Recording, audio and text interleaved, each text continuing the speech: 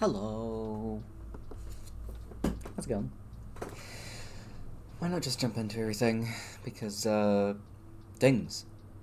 I don't know. Wow, my camera doesn't want to focus. What if it's trying to focus on my background? I don't fucking know. Anyway. I'm gonna play Monster Camp. I'm excited. It's gonna be fun. And, game good.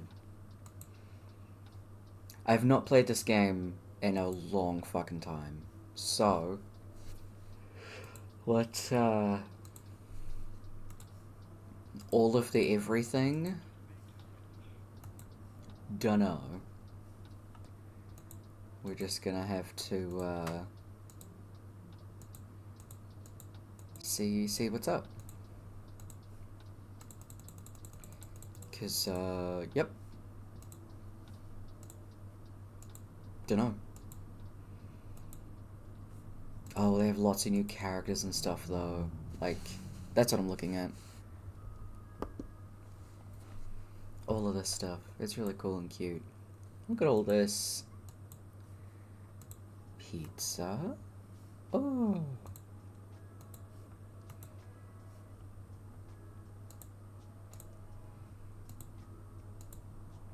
Okay. Hello, bees. Bootleg Juan! Ah. Juan, I love you. Orgy etiquette. Good. All of the things. I love this. We're getting all the things. I don't remember anything. So, can't wait to fail this. There's Zoe. Nice. Zoe's pretty cool. This guy, smash. Anyway. But at least I think I have it. So chat is shared. I just don't know if it's actually doing it properly. We should be fine. Anyway.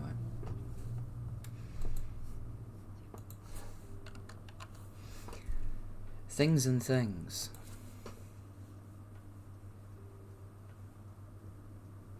I'm very excited because all of the game. Ah.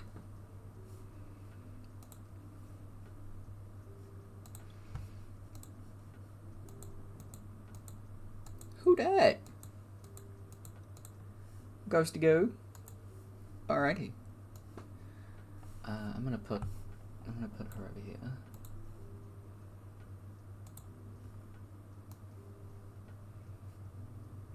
Then I vaguely know what she's doing. And I can see if stuff's working. But anyway. I'm hoping it'll cooperate. They've done a bunch of updates, holy crap. Excuse me. Big yawns.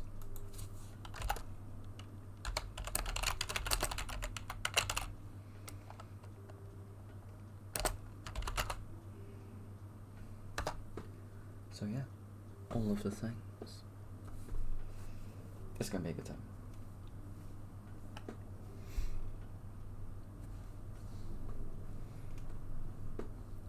Ralts! Oh my god. Beautiful.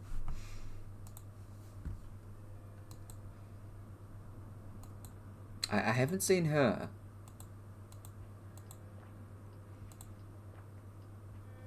Look. Batness. I fucking forgot about Batness. Alright.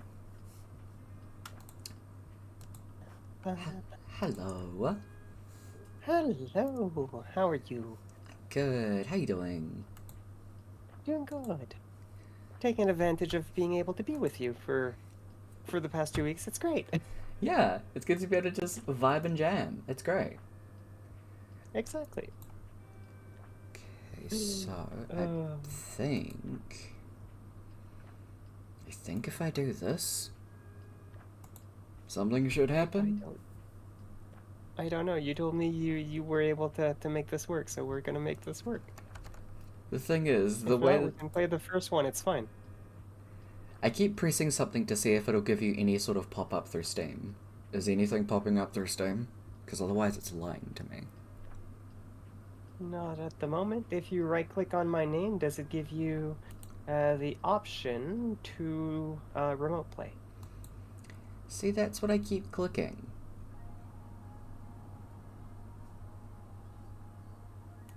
One new item in my inventory, but that's just an item. That's not an actual invite. I am not getting invites at the moment. Big road. Okay, what if Right. I try to create a room and then invite you to that?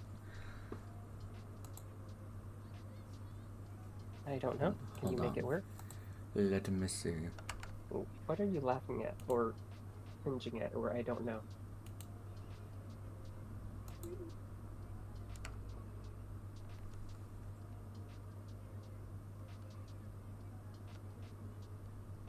You can see things happening on the other side.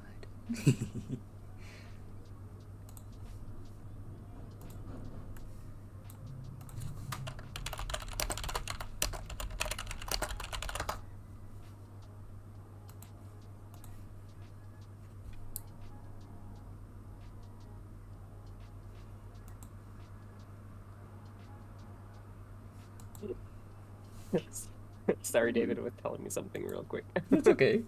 Hi, David. Tyler says hi. Okay, I'll tell them after they come back from the kitchen. Look it. So what I can do instead. In a worst case scenario, if you really can't invite to remote play, you can always, because that game is technically local or whatever, right? And you have full control, right? Yeah. So I'll be able to share my screen with you. So you could just share the screen. Yeah. In Discord, and then I can share Discord. Yeah. We'll do that. It's the other way we can go about this. Mm-hmm. It means I don't have control at all, but I can tell you what I want, what I really, really want.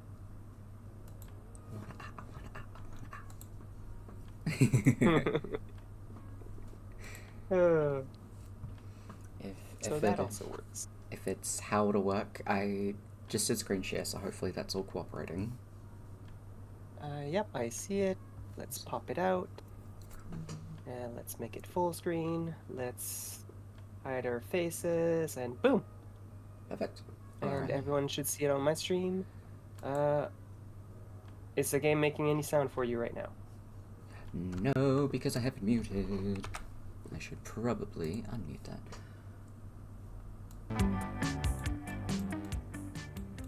Okay, now I hear. Perfect. Go. I just wanted to make sure, because no volume was coming out on my end. So I was like, okay, is it that you have the volume completely turned off on your end, or is it that you shared in a different way? Look, my brain does just great things. Also, I muted it because intro screens. There. What? So it just really depends. Do you want to voice act everything? I mean, I normally put them on like they do little like here or her things, and then we read. So you do want to voice act everything. Got it. So either a short or medium game is probably going to take us an hour and a half to 3 hours. Yeah. Depending. Let's go medium. Okay. I think that's... Just letting you know, because a full game would be way too long. So long. In that case, if you want to voice act everything. Do you want to be the narrator, or do you want me to be the narrator? I can be narrator. You can be? Yeah. Okay. So... do it. Camp Spooky. The stage of some of our dearest summers. Back then, we were young and unafraid. With school far away, everything seemed possible as the sun embraced us on our way to camp. Summer has that distinct power, doesn't it? You live for the days, while the nights inebriate you with possibilities. It's like life could take a turn at every corner, and for us, it did. Ooh.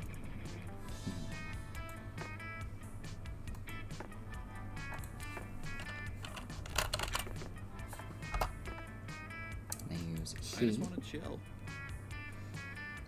Ooh. What's this? I don't remember this, like, whatsoever. Totally fine ukulele. Sudoku Rubik's Cube. Sounds terrible. Pinata. If you click on them, does it give you, like, something, or? I guess? A spork. Okay. A magic mirror. Marshmallows. I love that. Philosopher's Stone Growing Kit. Vampire Sun Hat. Magic Mushroom Guide. I'm gonna go with the ook. Oh, it gives you your stats. I want them bonies. That's what it is. And... I love me some swimming. Let's go Pinata Ball Toy. Yeah, sure. Yeah. Let's go with Polly. That's this one, the blue girl? Yeah. I don't remember the name. That's Pollygeist. Would you like to name her? Yeah, just name it the same as I would normally do. I'm the same username everywhere. Oops. There you go, that's fine. A lot less complicated to type out. Yep. I'm fully charged. So... Satanist Kit. Campfire Songbook. Small list of violin. Competitive That is a very tarot. small, competitive? What? Apparently. A flashback light. Coral comb. Hellfire portable barbecue. Scott snacks. Or very strong insect repellent. We'll go with the Satanist kit as well as his tarot deck for sure. Love it. We'll be evil this run, it's fine. Yeah. And sure, we'll make some freaking barbecue. You took the marshmallows, I'll have the barbecue. Let's go. I love this verse. One might say that the Monster Prom had hardened us on the highs and lows of love. But no. In love, we're always absolute beginners. And summer camp was no different. No one talked about it, but the idea of summer love loomed over our heads. I wonder...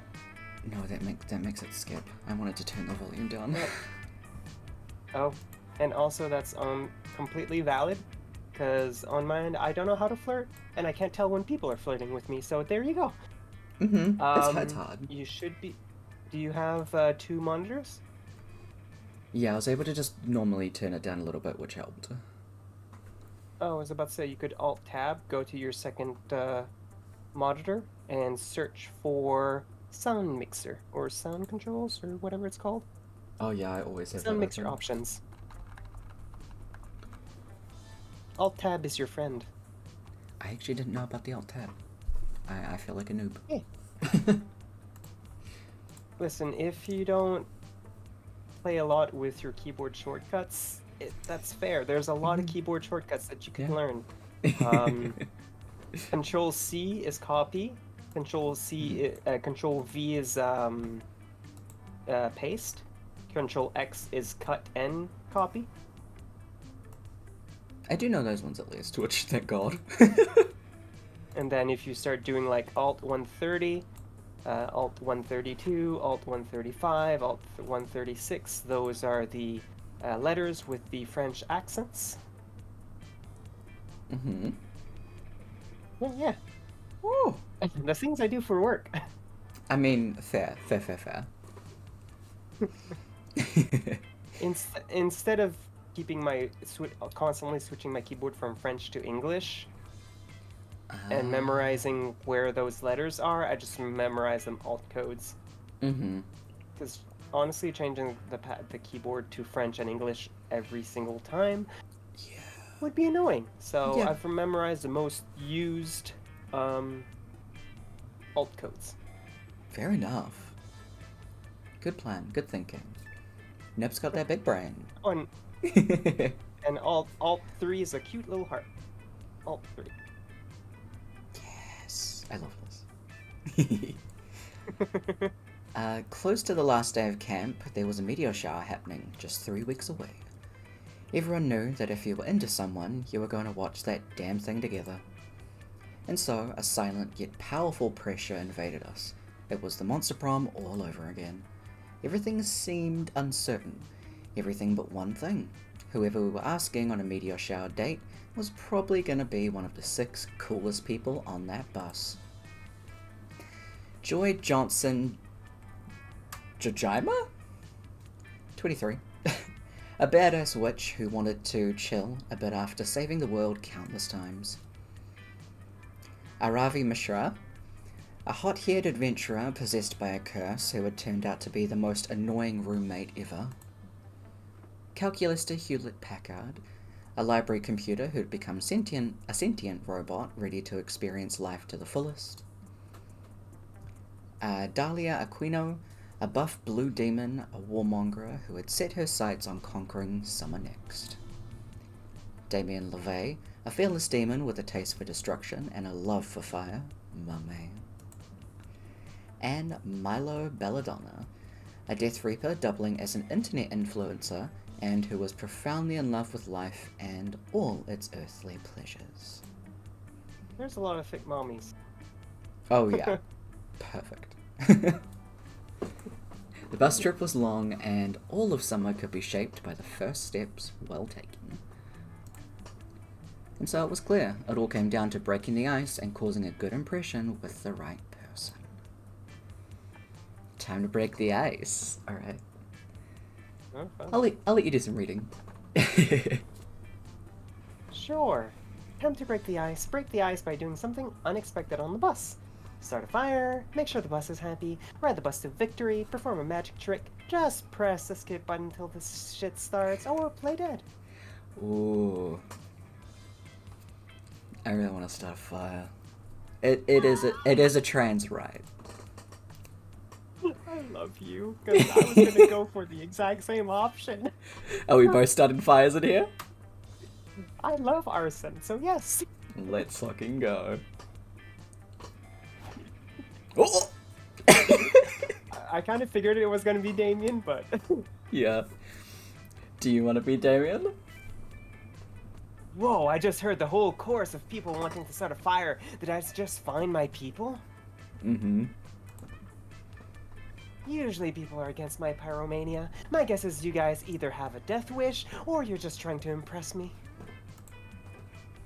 So, Xyler and Nerps, if you want to start fires to get my attention, then congrats, I'm listening. Ooh. But don't expect me to keep giving a shit about you if you're all talk. If one of you wants to be my +1 this summer, you'd better bring the real heat. Alright. We only had 3 weeks left to woo our crushes and conquer their hearts. But, as I already said, we were young and unafraid, and we were ready to start.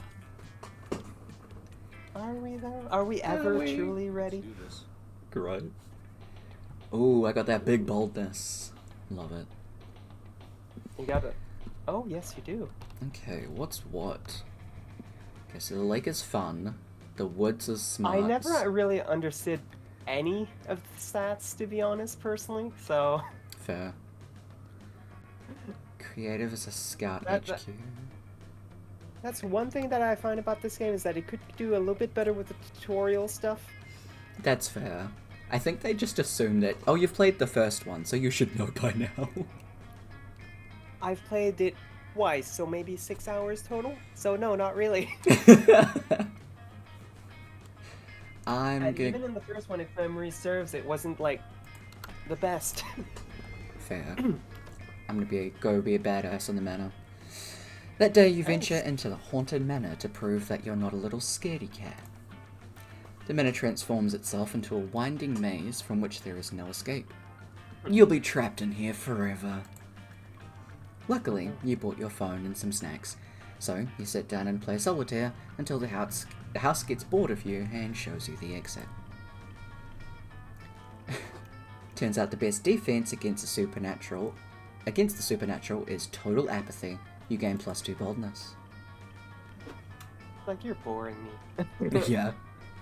You meet up with Damien to see if you guys can spend a whole night in the haunted mansion. Not because anyone dared you to or anything, you're just horny. Oh my god.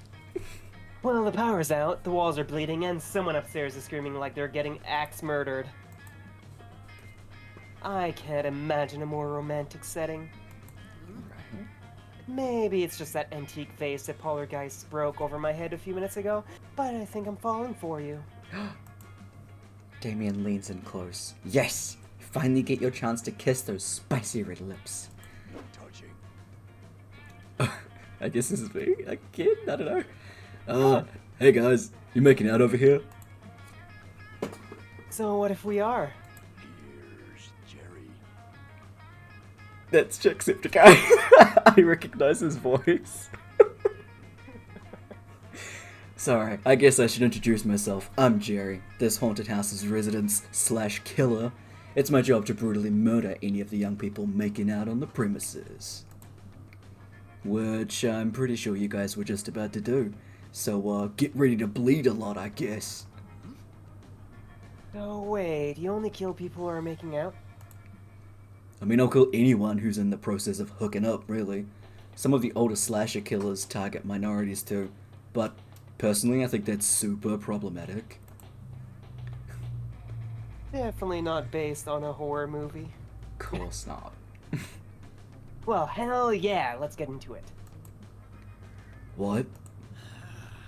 Getting knifed is my second favorite kind of foreplay, right between big fire and other. Nice.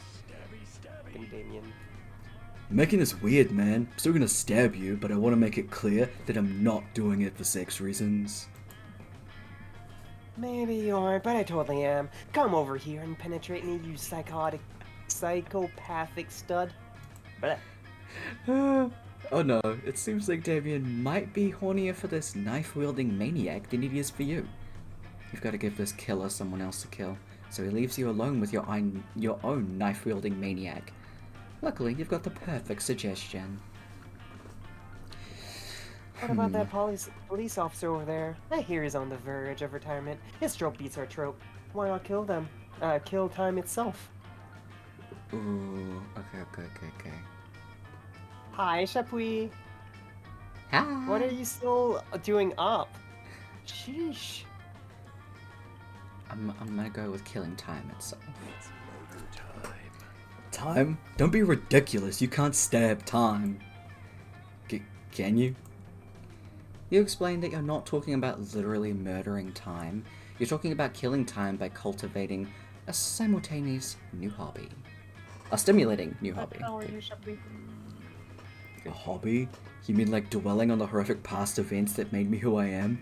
Or making jackets out of people's stitched together faces? You were thinking something more like bird watching, you tell him? Or collecting stamps? Stamp collecting does sound interesting. I like the ones with the pictures of antique bicycles on them. It's not sexual. What knife do you think is best for stabbing the stamps before I collect them? You tell him he doesn't need to stab the stamps at all. In fact, stabbing them significantly reduces their value. Oh. Yeah, okay, of course. So I collect the stamps, and then I use them to stab people. Sleepy, about to fall asleep, wanted to say hi. Well, hi. Thank you for popping in. I know it's a lot later than I normally start. I Yeah. apologize, but I wanted to be able to hang out with Tyler. At least for a little bit. Hi. Come on. Oh, yeah. You've met Chapuis, right? I do know Chapuis. I haven't, like, Oh. been in a call with them or anything like that before. But I do know that they're absolutely Fair. fucking lovely. They are lovely, I agree. Come on, dude. I love stabbing as much as the next guy, but even I know you can't stab anyone with a postage stamp. You use a postage stamp to send your victims' severed body parts back to their loved ones after you stab them. Whoa. That's way better than dragging all the bodies all the way over to the loved one's house. Bleh. The loved one's houses like I usually do. Hobbies are great. Now, if you'll excuse me, I'm gonna go murder some prominent stamp collectors and take their collections. Later, guys. Thanks for the advice. Good enough. Now you're free to totally get your freak on with Damien. Unfortunately, two creepy little girls show up and kill the mood by silently staring at you. Oh no. At least you almost made out. You gain +2 fun and +1 charm. Oh no. I wonder... Sorry, give me one sec. I'm gonna You're turn the good. music down because, my god, the music is so loud. Okay, there we go. Yeah, I might have to bring it up all the way for me then. There you go. Sorry, it's kind of driving me mad. No, you're good. It just means that I have to bring it up. And I barely hear it on my end, so... Sound mixer. Oh, Discord is already at 100%, so there's not much more I can do then. Oh, good. Y'all are too kind? I'm tired. You should go to bed. Please get some Sleep sleep. is good. Mm-hmm. You can fall asleep to the silliness that we're about to embark on. It's fine. Mm-hmm. All right, so I got 2 smarts, not 2 smarts, 5 smarts, 5 boldness, 5 creativity, 4 charm, and 5 fun. So I'm just equal all across the board. Yeah. Night, love you. Thanks for being here. Bye. Okay, so what gives what? What does what? So know? what's a smarts? Creativity is Scout HQ. I've already done boldness for the manor. Charm is the camp dome, and lake is fun. Ooh. Yeah. Let's go to the woods. I like woodsy areas. Ooh, big smarts. While hiking through the woods, you're approached by an NPC who has a quest for you. You can tell she's an NPC because she only says the same 4 things over and over and keeps doing the same idle animation. The NPC's quest is to deliver a very important scroll to her father. She makes it extremely clear that no one else is allowed to read it, or terrible things will happen. You read it, of course. It turns out it's her father's secret recipe to the perfect peach cobbler.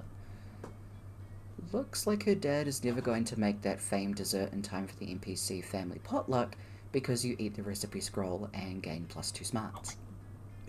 Sure. Sure. Sure, that's definitely how you get Absorption.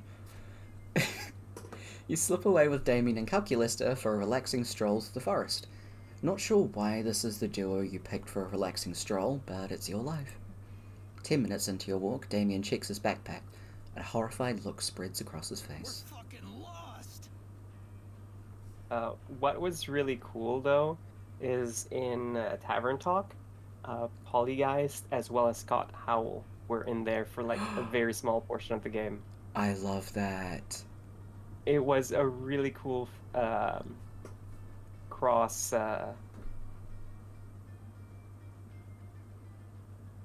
What's the Crossover? proper term? Yes, crossover. Thank you. I was like, wait, I'm having a blank on the proper term. Cross something. You got halfway there. It was really cool because I hadn't played Monster Prom in a very long time by that point, and I was like, Mhm. I recognize these characters. I Yep. think it's Monster Prom. And then when they said their names, I was like, yeah, Monster Prom. Yep. I love that though. That's fantastic. It was great. We don't have food. Ah, listing facts. My favorite game. Vending machines kill 4 times as many people as sharks do. The average human sheds 40 pounds of skin in their lifetime. Death is inevitable. Damn. This isn't a fucking game, Calculester. We're in the woods without any food. Does the word starvation mean anything to you? Not personally, no. All right. Clearly, I'm the only person taking this seriously. We've got to figure out a way to survive, and we've got to do it fast. Cal, give me your leg. Why, friend Damien? So I can eat it to survive. Come on, aren't you a supercomputer or something? Try to keep up. Though I would be happy to deliver, let's try that again. Though I would be happy to help, my leg is composed entirely of metal and plastic, neither of which will be a good source of calories. Fucking metal. I'm metal too, so that should be fine. Give me your leg to eat. Counterpoint. Could we not, instead, order a delicious meal and the Forest McDonald's directly behind you? Wait, what?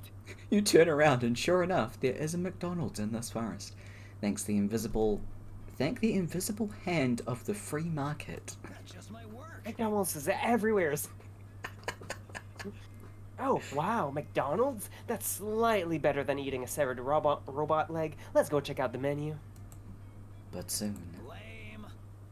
This menu sucks. Shamrock shake, but made of actual shamrocks. Mech dirt, Calculester's severed leg, filet-o-fish.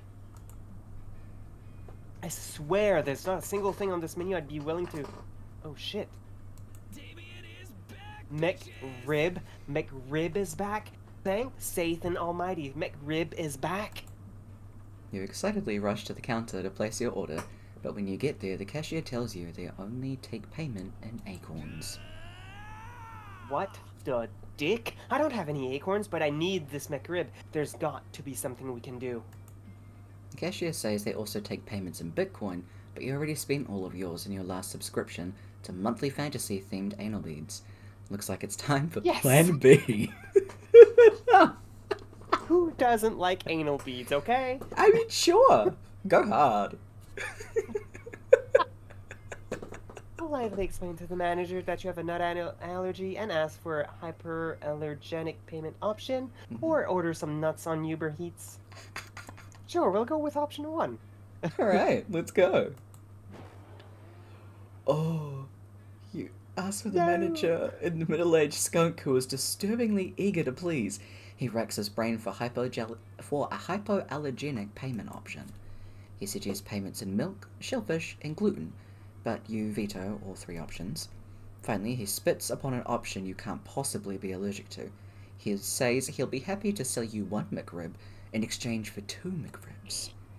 Error. That is highly illogical. How can 1 McRib cost 2 McRibs? Hey, says the skunk, don't ask me to be illogical. I'm a forest animal who manages a McDonald's. Frick, this game. Right? It's fine, I'll pay.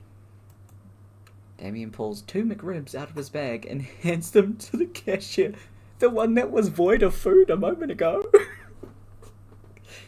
and stuffs them I was into the about to say cashier. the same thing. Right? You were complaining about not having food. Right, friend Damien, Oh, if you're in possession of 2 McRibs this entire time, why did you not simply eat them? I hate this game sometimes. Or this series of games, whatever. I love Are you it. kidding? Those weren't for eating. Those were the emergency McRibs, I keep on hand in case a McRib costs 2 McRibs. Like, obviously. Error. Look, I'm Damien, okay? I'm not much more logical than a skunk managing a forest McDonald's. Speaking of which, where's my McRib?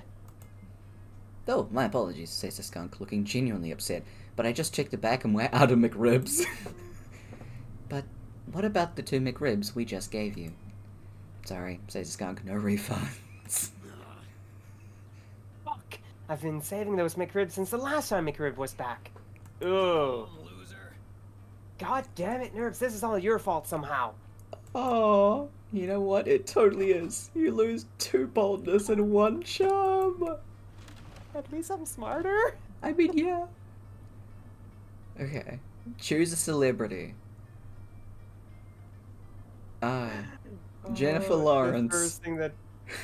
Oh, fine. The first thing that popped in my head because Shabu was here was Taylor Swift. Fair. I just thought of Jennifer Lawrence because I've been rewatching Jujutsu Kaisen. And Yuji talks about Jennifer Lawrence.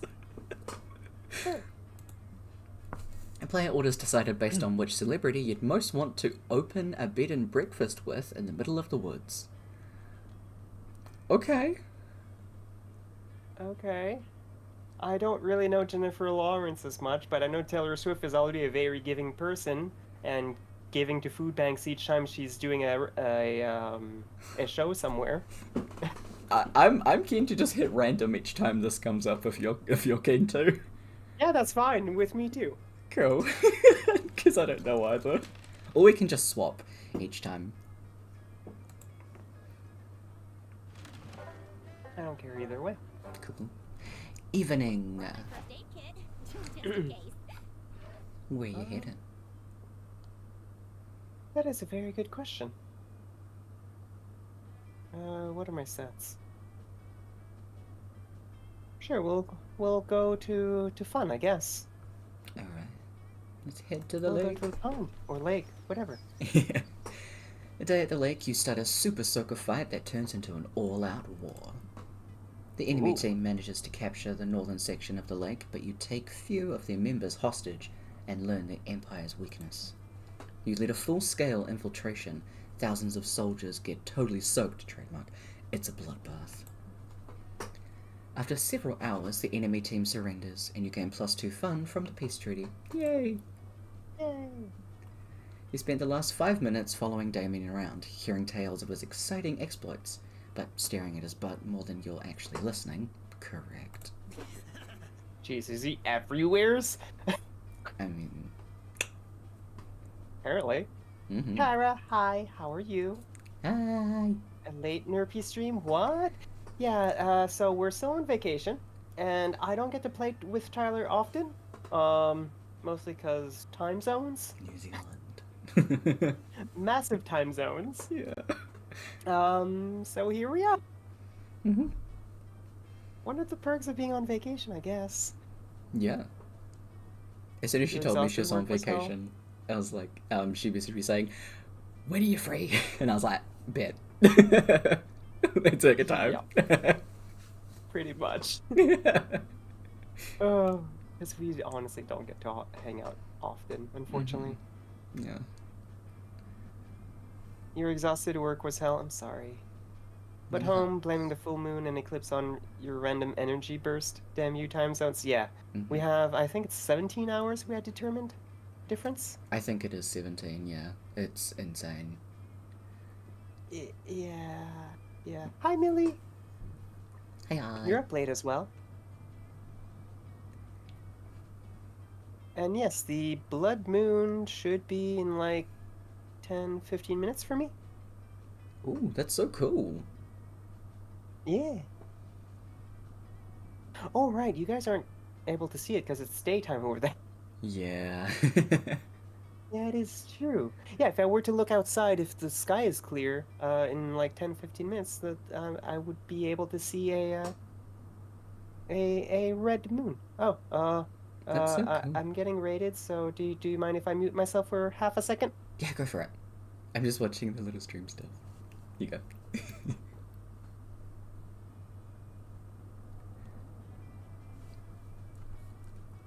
Mini raid.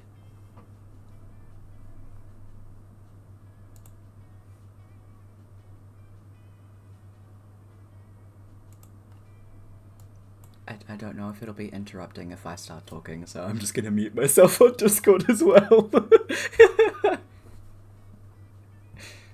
I am unsure. I think I'm now watching Nopes twice. I am.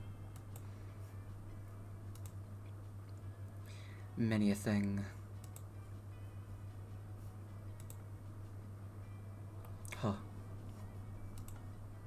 I do have Nopes' stream open just so I can keep stuff up. But damn, look at this boy. I actually would like to try and cosplay Damien at some point. I think it would be very fun.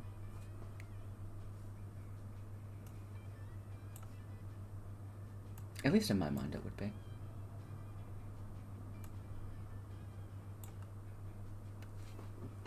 I also moved like Nopes' stream over there, so if I'm looking at her, then I'm actually I'm back. looking Sorry about at that. Nerapi.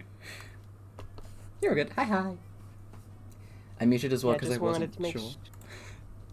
That's fair. I just wanted to make sure that. Oh yeah, when I mute, I also deafen. So Okay. you're all good.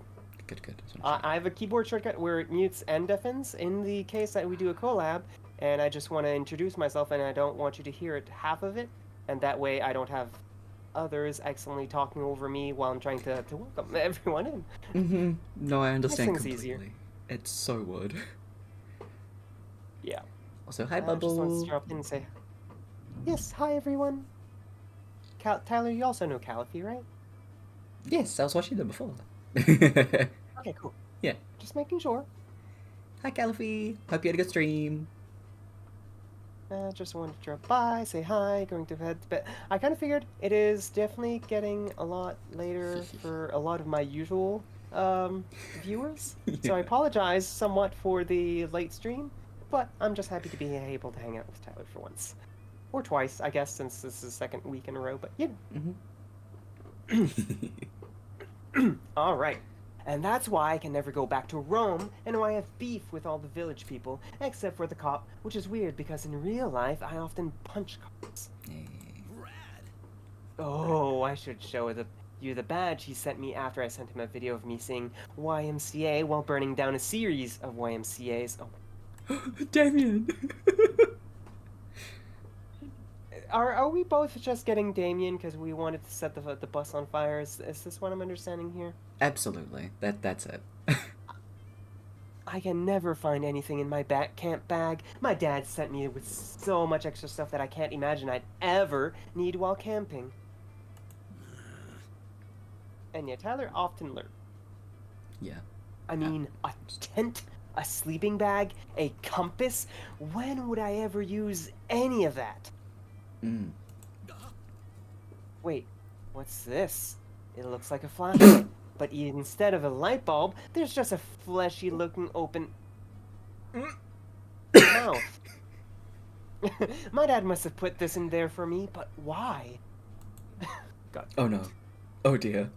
Do you think that maybe while the LeVays were packing Damien's equipment, they dropped some equipment of their own by complete accident? I'm a pro camper. Is it maybe a utensil? It has a mouth. Maybe I'm supposed to use it to pre-chew my food before pouring it into my own mouth? Yes, definitely. Nope, you can't traumatize Damien by telling him he has found his dad's sex toy, but you need to think of a valid, non-eating usage, and fast. Help! Its mouth isn't for eating, it's for issuing words of comfort and encouragement. It's an emergency pocket friend. It's definitely a flashlight, just a very weird flashlight and nothing else. This game. We'll go with the first one, it's fine. Let's go. Rad. Oh. Damn it. Oh, a pocket friend? Of all the flashlight-shaped things a pocket can contain, a friend is one of the most badass. Friends are almost as metal as for enemies. Damien presses some buttons on the on the flashlight, and the mouth begins to move and vibrate. Speak up, friend. I can't hear you emotionally validating me. Damien presses more buttons, and to your eternal surprise, the friend does indeed begin to talk, but its vocabulary seems to be limited. Oh no. You're a naughty boy. I saw it coming. Yeah. What? No, I'm not. How dare you? I'm the best boy. I'm the #1 demon son. I'm not naughty. Oh, yes. Fuck off. No, I just said no. Don't argue with me, you stupid fuckhammer. Give it to me, big boy. Fight me, dude. Give you what, my lunch money? You can't be my friend if you're going to bully me for my lunch money. That's what I do to my friends, not what friends do to me. Fuck me. Deeper, faster. Fuck me so good. Yeah. Oh yeah. Sex things. Let's do them. Are you happy you're the narrator right now? Absolutely. Was the new pocket friend just hitting on me this whole time? Was it negging me? Lame. That's such a fucking bummer. I hate when people follow me around and pretend to be my friend, but really they're just trying to get in my tight demon pants. Anyone who wants sex with me better tell me right off the bat. I'm sure you think the same way because we're such good friendly buds, right, pal? Such good platonic friends.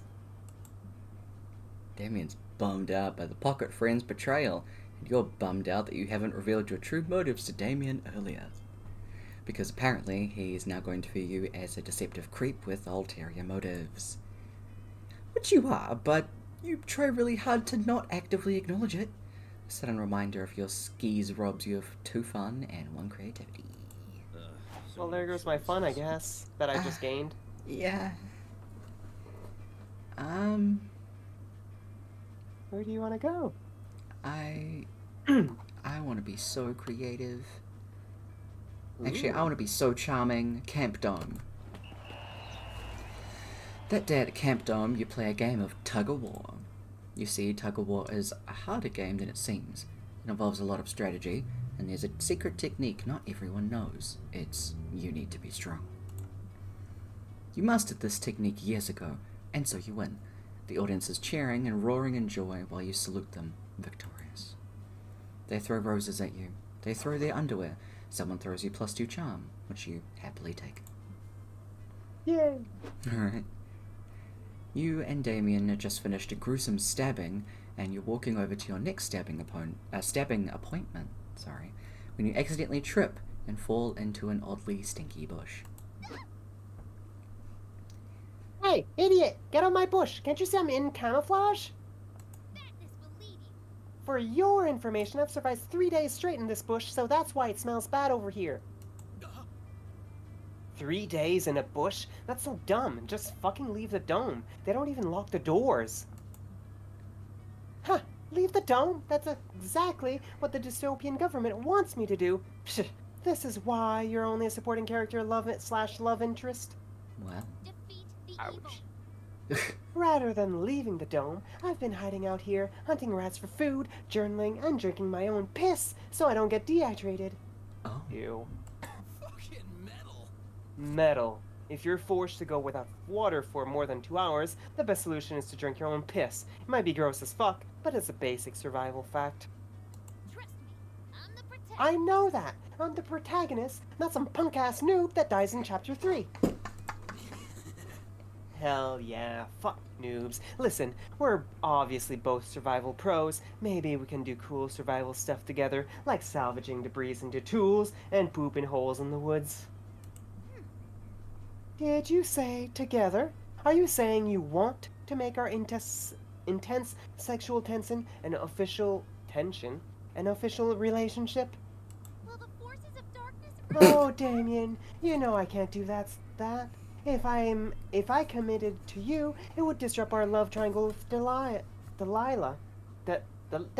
My God, can't read. And the burden of being at the center of the plot.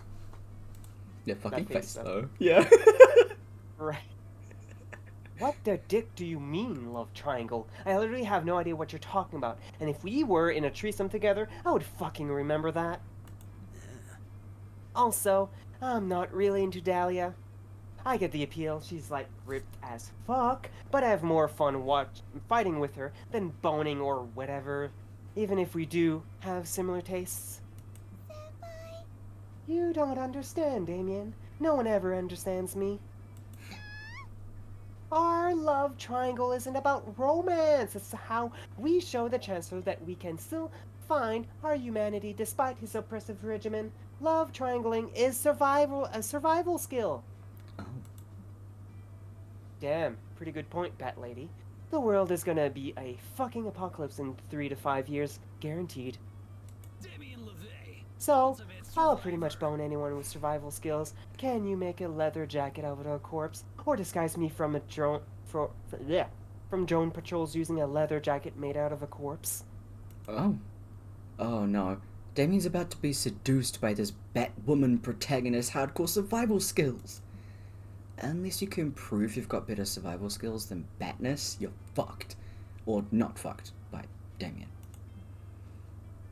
Batness. Yep. That's definitely not a throw to Hunger Games. Jennifer Lawrence's character, Hunger Games. Yeah, We were just talking about Katniss. There you go.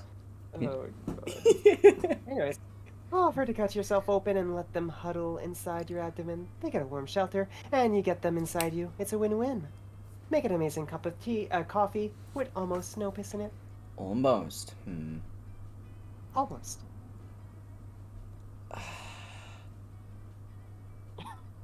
Do you want them inside you, or just give them a cup of coffee? The thing is, I'm trying to... This is how I play this game. I try and figure out which stat they are. Because if I can figure out which stat they are, I know which one I have a better chance with. Oh, they have stats? I didn't know that. I don't know how to play this game, as I said. Yeah, so depending on which answer, it'll be like, say the first one is like smart, and the second one is boldness.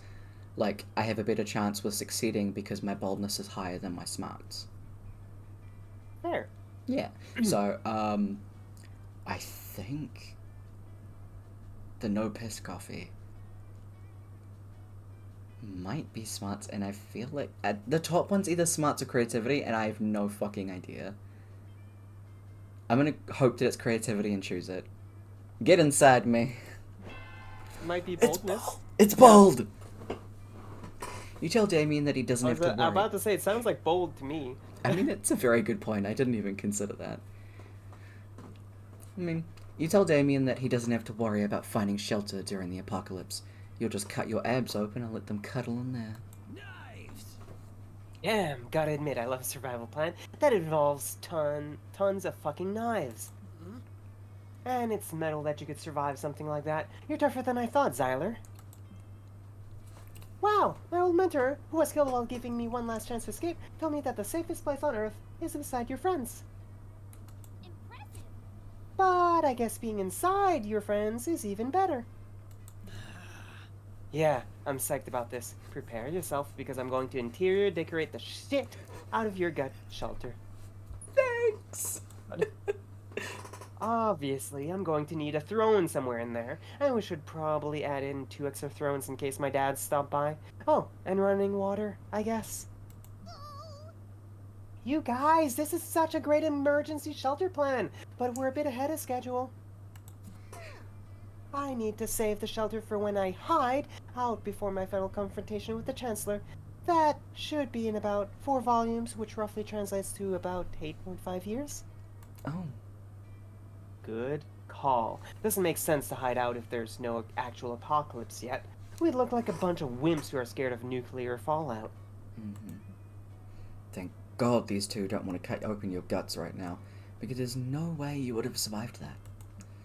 Hopefully, you can spend the next 8.5 years convincing Damien that a radiator and some warm clothes are an even better option than rearranging your guts. Unless he means rearranging your guts in the sexy way. Your stupid lie has earned you Damien's affection and security deposit from Batness. On your stomach lease. That gets you +2 fun and some charm. Oh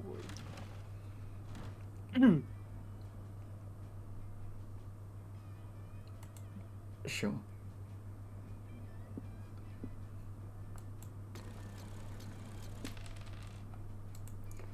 Hell yeah. Hell yeah. Nighttime. Sitting. Sleepy. My favorite activity. Ooh, sleeping is my favorite activity. Oh shit, okay. Who do I want to Where go are you going? talk to? But there's a I don't know. Mothman! I want to talk to the moth. I do see a Mothman in there, yeah. Ooh. I really want to do that actually. Hello, hello. Ooh. You can be Mothman. I'll Yes. just drink some dirty chai. Hey, Zyla. We gather around this fire. We do. I was in the middle of a date with a sexy campfire, but I could put it on standby if you're here to share some juicy gossip. You're not, you just wanted to chill by the campfire. That wasn't a question or a suggestion. Give me some gossip or prepare to join the campfire. What? Oof. Is he pointing a gun at you? Gosh, this dude is in dire need of gossip. Well, you have some appreciation for your life, so let's concoct some lies and gossip for this psycho to spread. Choose a player to strike with your gossip skills. Me, let's go. Oh my gosh. Choose one. Unexpected improved hairstyle, the basic idea for a rock opera of epic proportions, new unexpected ways of pleasuring oneself, and a badass imagery friend turned imaginary frenemy. Okay. Sure, we'll go with the third option. I think I'm choosing... And I think I'm choosing a gossip thing about you. I didn't understand I didn't understand the prompt. Okay. Okay, yeah, that actually makes more sense. Thank you. I'm gonna go with the frenemy. Sure. Uh, Avoiding one's many suitors, building a basement and forgetting to build the door, following the mysterious precepts of a very wise monk, or forgetting how to use the stairs. I like this one. Beginning to build the door. Oh my god. Type something. Type in something you'd learn to do if you had a lot of free time, starting with a verb ending with ing. Hi, Banana. How are you? You do get a 2 a.m. Nerapi stream. We are joined by Tyler tonight. Hi. Hence why we're here so late, because there's a 17-hour difference between Tyler and I, so we can only really do this when I'm on vacation. Instrumenting. Here we go. Nice. Wonderful. Thank you for sharing that with me. My murderous desire for gossip has been sated for now. Farewell, my fellow gossiper. Now, if you'll excuse me, I'm off to repeat the process while I spread your rumor around camp. You there. Oh no. I have a question. Would you like to hear this amazing rumor? Do you want your life to end right here and now? You spread your rumor like butter spreads on toast, and its warm, delicious goodness is eventually spread back to you. I think this is you, then. Sure. Hey, do you remember when Nerfs disappeared for, like, the entire month of February and no one knew why? I've been told the whole story. Come closer and I'll tell you all about it. Oh, fucking god, it's a freaking game of telephone. Great. 7-day streak, Banana? Sheesh. Okay, this may sound weird, but Nerf spent all of February trapped in her basement, and you might ask, how did that happen? Well, apparently there was one big reason for Nerf's building a basement and forgetting to build the door. During that whole month, and until she finally got out, Nerfs avoided going insane by instrumenting. Oh, I should have said something different. Oh my god. Masturbating? Yeah, probably. And what's more, she didn't came out. Okay. That should have been come out, but sure, that sounds weird in my head, but sure. Mhm. Didn't come out with her hands empty. She got a badass imaginary friend turned imaginary frenemy from that whole experience. Wait until I tell everyone. This will This will change everyone's opinion of Nerps and spending your free time and of spending your free time in your basement too. From this day forward, Nerps is +2 boldness Oh my lighter. god. I'm sorry. Rip. Booty sits the comfiest. Should you censor your words since it's shared chat, or I'm good? I mean, I don't know about Tyler, but we're literally probably playing an 18+ game, a mature game. Mm-hmm. But leave that up to Tyler. You're totally fine. You can swear as much as you want.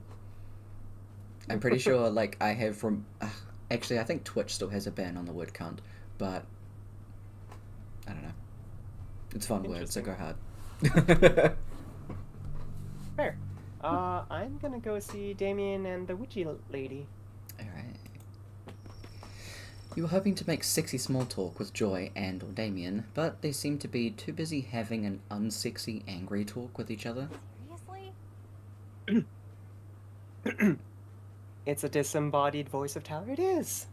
It is in disembodied. There are a voice. million reasons why you can't be with the main Coven villain next season, but I'll just start with the most obvious. Villains don't ask us to fight them. They just do villainous things, and then we try to stop them, which they don't want us to do. You're not a big bad, but you're Just still by very asking bad at us this. to fight you, you're already inherently proving that you should be a terrible, that you would be a terrible Coven villain. But what if I'm using reverse psychology? I'm so villainous that I know the second I let my true villainy shine, you and the Coven will rush to fight me. Have fun at work, Nanners. You're not done? Oh, good luck. Oh, I guess it's only 10:30 there, give or take. And because you work in a pizza restaurant, as far as I remember, fair. You probably should be almost done, I would assume. So, if I get you to reject me as a villain now, when I finally do unleash my villainy, you'll have already agreed not to fight me, and I'll defeat the Coven with no resistance. Huh. It's an interesting point, but I'm not buying it. Don't get me wrong, you're irritating as fuck, but you're not evil.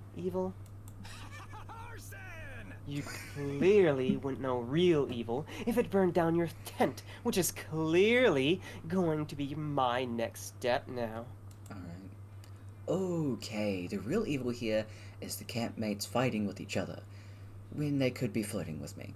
So, flirting with you, sorry. Time to step in. Damien is a prince, and everyone knows monarchies What's hard? monarchies, there we go, Mhm. are bad.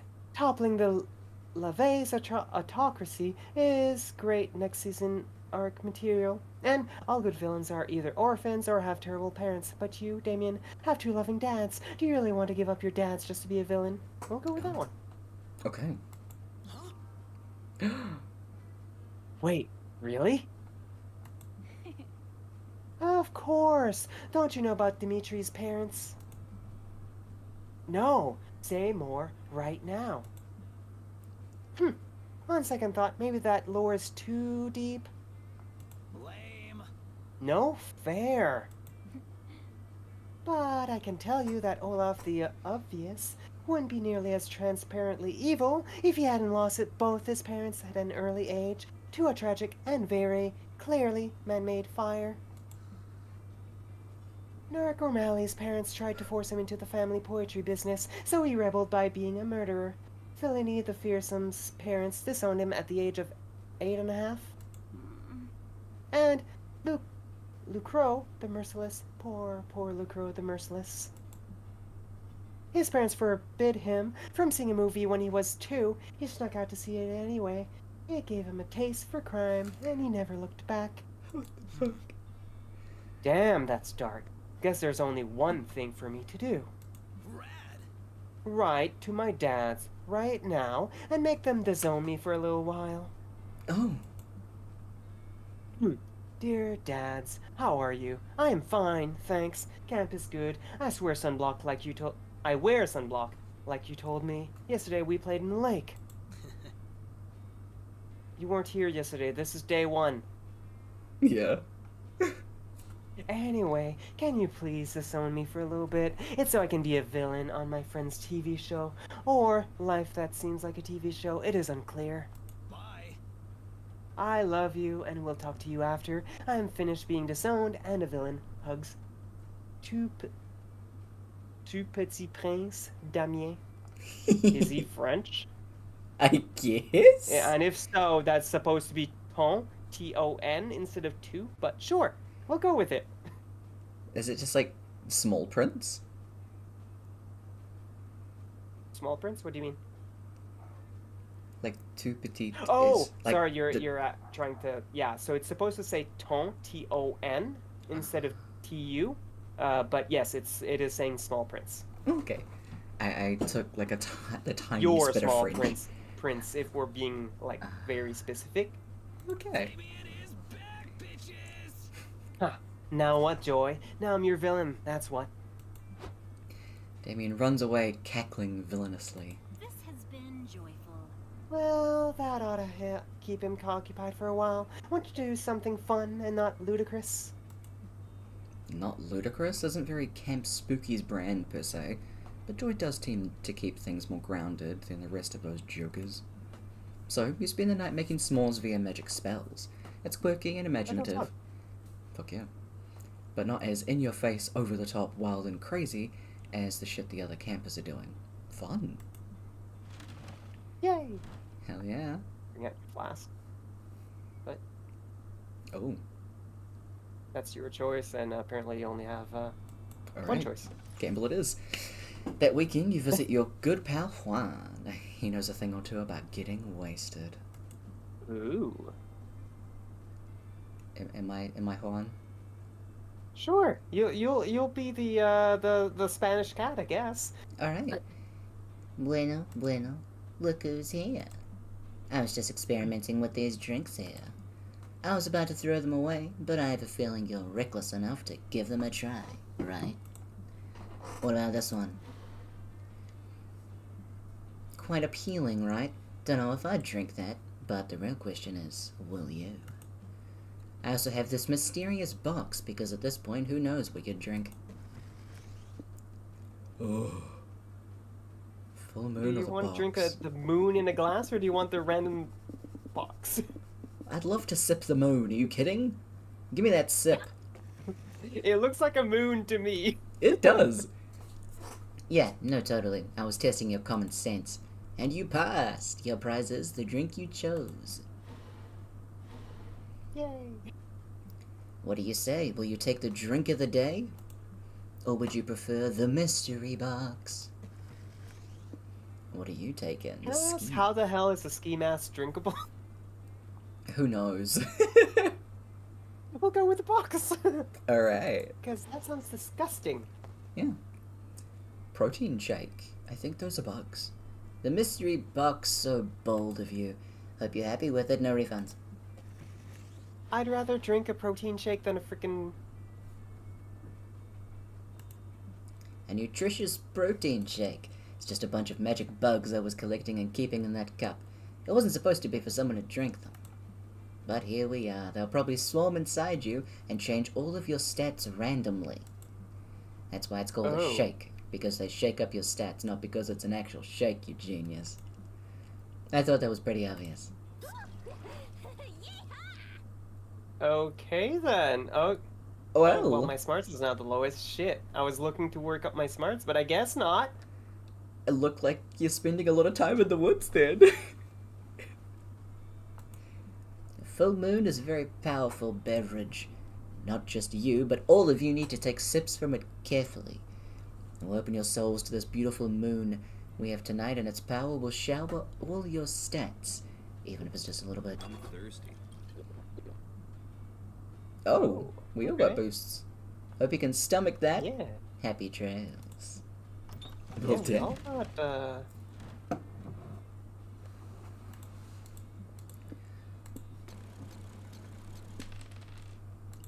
Alright. excuse me. Week 2. 2. Oh, that was like a full week, not just one day. Okay. Mm-hmm. Where would it like to go now? It's a very good question.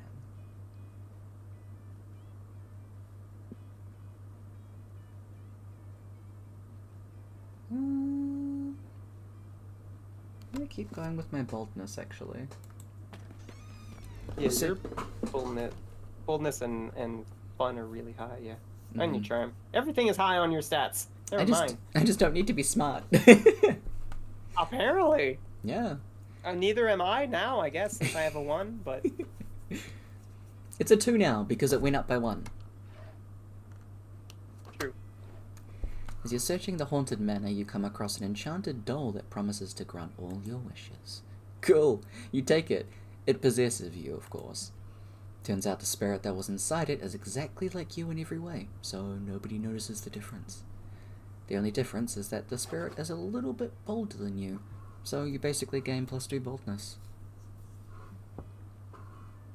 You and Damien are... If I come back real quick, I'm getting rated again. You're good, go for it.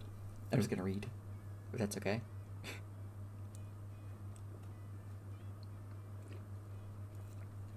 This is what happens. Everybody loves Noobs, and we love her a lot too. Is this where I just end my stream and rate her as well?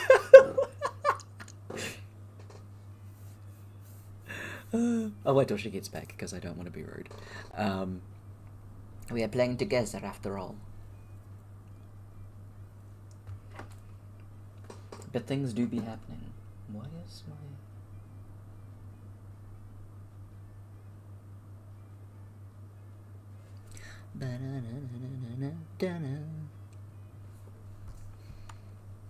I wonder if I should turn this up a bit.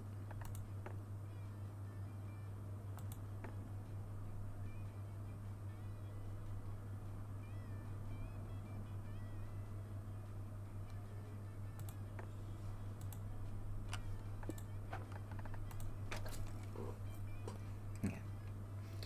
At least sorry, I'm back. Vibes a bit. Oh, hi. All good. Hey. Hello. You and Damien are lounging together, having surprisingly chill time reading comic books. But yeah, say hello to Kinger and the gang. But thank you for the raid, Kinger. I appreciate it. Hi, Kinger. Oh, the clip from the shout-out. Got it. I keep my video of my stream so small that I can't really, like, make out most of it anyways. So I don't actually see the clip, and I didn't hear the clip because I was talking over it, so I apologize for that. This is going to sound crazy, but can you pass me that one that doesn't have someone putting his fist through someone else on the cover? Oh? Loser. Ooh, can I please be, Dahlia? Is Dahlia's the that blue her, one. or is that the buff mommy? Buff Mommy. It's the buff mommy? Okay. I'm calling her buff mommy because I don't know their names. It's fine. Oh no, Wait, you're what's correct. Then I'll do curse ghost lady. I don't know her name, but because I don't know any of their names, it's fine. That's totally fair. Yeah, the video is still up just so I can monitor if it freezes or something like that. But otherwise than that, like, I already hate seeing myself on video, hearing my voice, and taking photos of me. I'm trying to get better. So, yeah. So, I don't want to pay attention to that as much as I can. That's fair. Wait, what's this now? You're going to read actual words that might describe something other than punching? Huh. What? No. Who said that? I was just asking for the one without someone punching so that I could eat it, obviously. And have you played any of the Monster Prom games, Kinger? Uh-huh. Right, what did I say, Dahlia? I told you he's getting soft. But not so soft that he won't still come what? But not so soft that you won't still come sand strangling and ocean kicking with us tonight, right? My biceps are ready to choke that sand right out. And I get special boots made with spikes on the bottom, and the sides, and the top, so they can really show those waves who's boss. You've never heard of this series? It's fun. It's a really weird dating / board game type of game, I guess? I don't even know how to explain it, Tyler. Right. Dating sim comic stat game. That's really And raunchy. definitely 18 plus. Yeah. Big raunchy. Because we were definitely not talking about anal beads or a fleshlight earlier. It's fine. It's fine. Oh. Well, yeah, that does sound great, but board game dating sim visual novel. Yeah, so there, as far as I'm aware, there's a lot of like, how many different types of endings? Like, there's so many endings. Oh, like... I mean, there are lots of different Hundreds? combinations. I would say at least like 100. I'm kind of curious. I'm gonna look it up real quick. Hell yeah. How many endings to Monster from 2? We'll look for this one because this is the one that we're playing. Yeah, I actually have no idea for this one. Yeah, so secret endings alone, there's 47. Oh, That's yeah. just the secret endings alone. Mm-hmm. And each character has like 5 to 7 alternate endings, I want to say. And there's like romanceable NPCs. There's like 6 of them. Oh, wait, really? I think I so, didn't yeah. know that part. Yeah. Interesting. Yeah. So we could So yeah, both... Sorry. this is literally a game you could replay and replay and replay, and there's like, what, 4 in the series with the 5th one coming out? 3 in the series with the 4th one coming out. They've just released the... Okay, I was close. The demo for the 4th game. That sounds like a visual novel, all right. Yeah, it Mhm. it is kind of visual novelish, as you can see, because we're having fun voicing all the characters. So yeah, it's just that instead of like other visual novels where, like Ace Attorney, where you could be voicing characters for hours and hours and hours because there's so much story to it.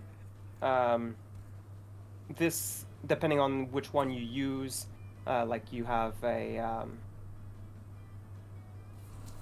short, medium, and long game. We took medium because this alone is probably going to last us 3 hours-ish. Yeah, it's already been an hour and a half. Yeah, it's great. It's But that's fun. mostly because we're like voicing all the characters and everything. Otherwise, it would be a lot faster for sure. That's true, that's true. But where's the fun in that if you're not voicing things? Right? But speaking of the ocean, I was actually going to watch this documentary on dolphins tonight. I'm making popcorn and baking dolphin-shaped cookies if you want to join. Wow, you've changed, Damien. It's no wonder the wildfire hasn't appeared to you yet. What? What do you mean? I know you've been on the hunt for the elusive wildfire, and I know it's thus far eluded you, and I also know why. You are The unworthy. wildfire only appears to those who are badass enough to be worthy of its unbridled glory and untamed majesty. It's true. I was just in the woods one day playing with matches, and suddenly out of nowhere, the wildfire just appeared. It was one of the most magical moments of my life. There's nothing like seeing the wildfire out in its natural habitat. That was Too pathetic. bad you'll never see it. Face it, Damien, you're just not metal anymore. Not metal? Not metal? I'll show them who's not metal, or I'll show them who is metal. It's me. I'm still metal. Now to prove it by becoming worthy of the wildfire. But how?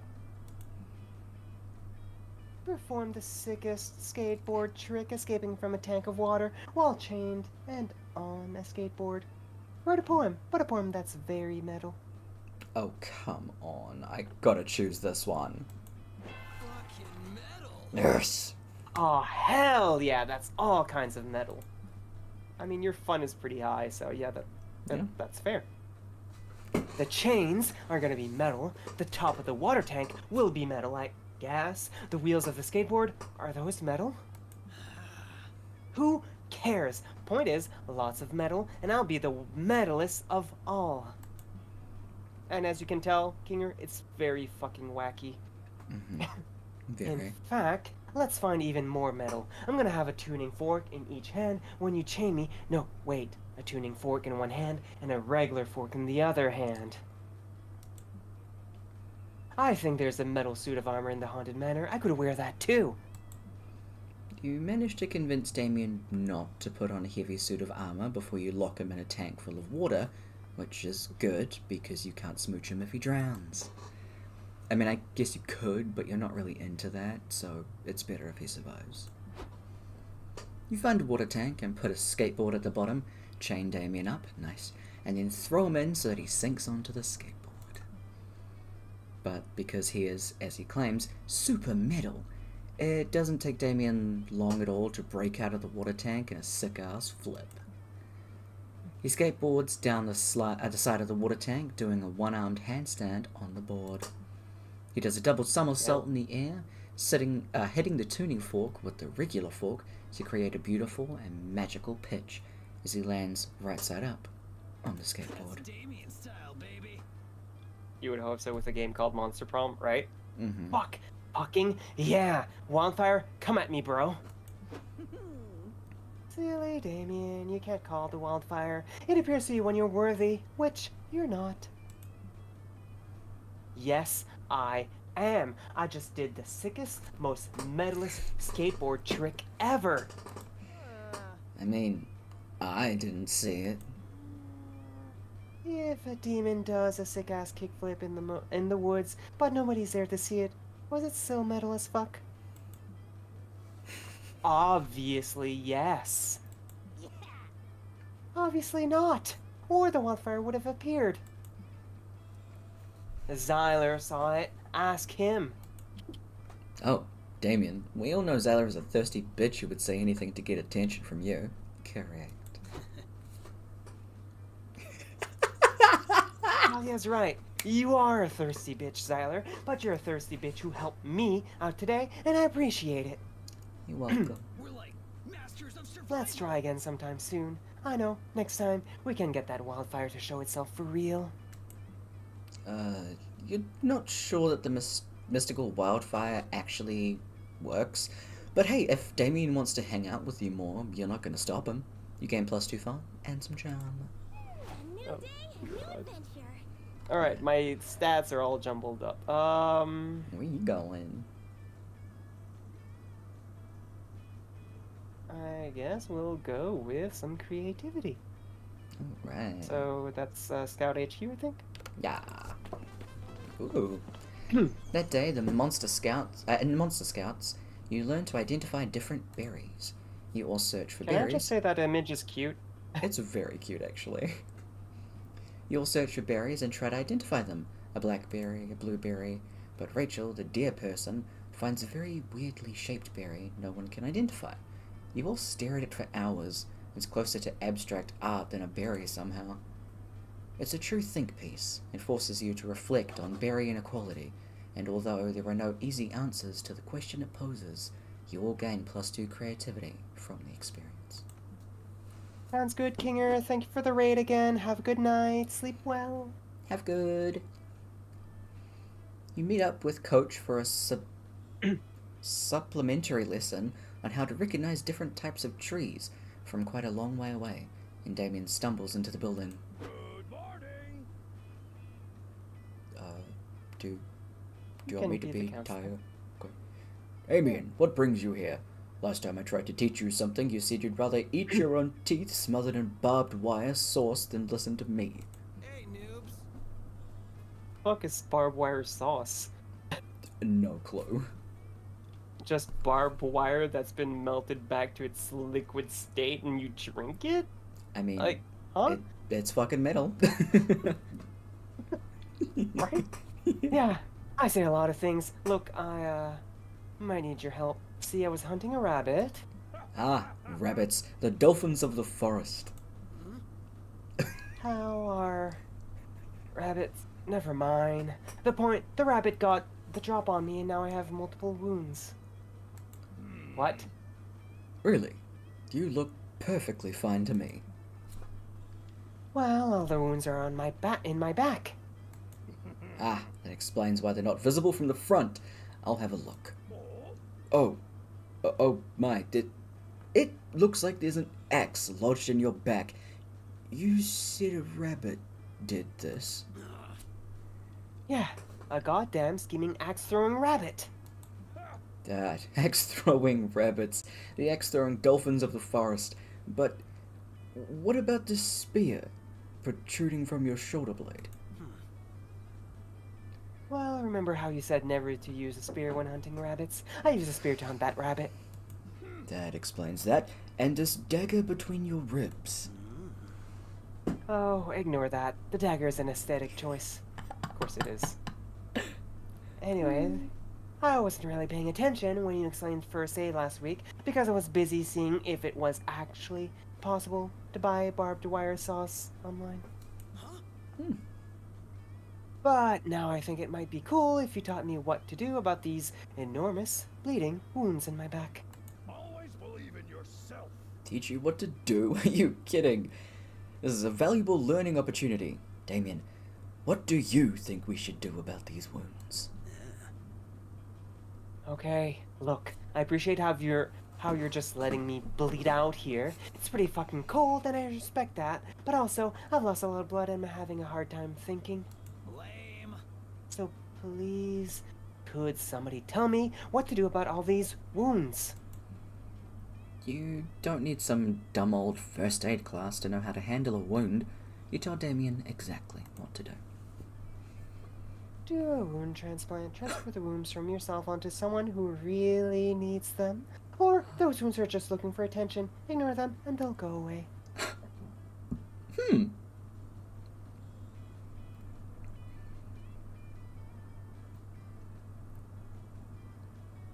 Oh wait, it's my decision. Oh my god, I'm being dumb. You're Sorry, okay.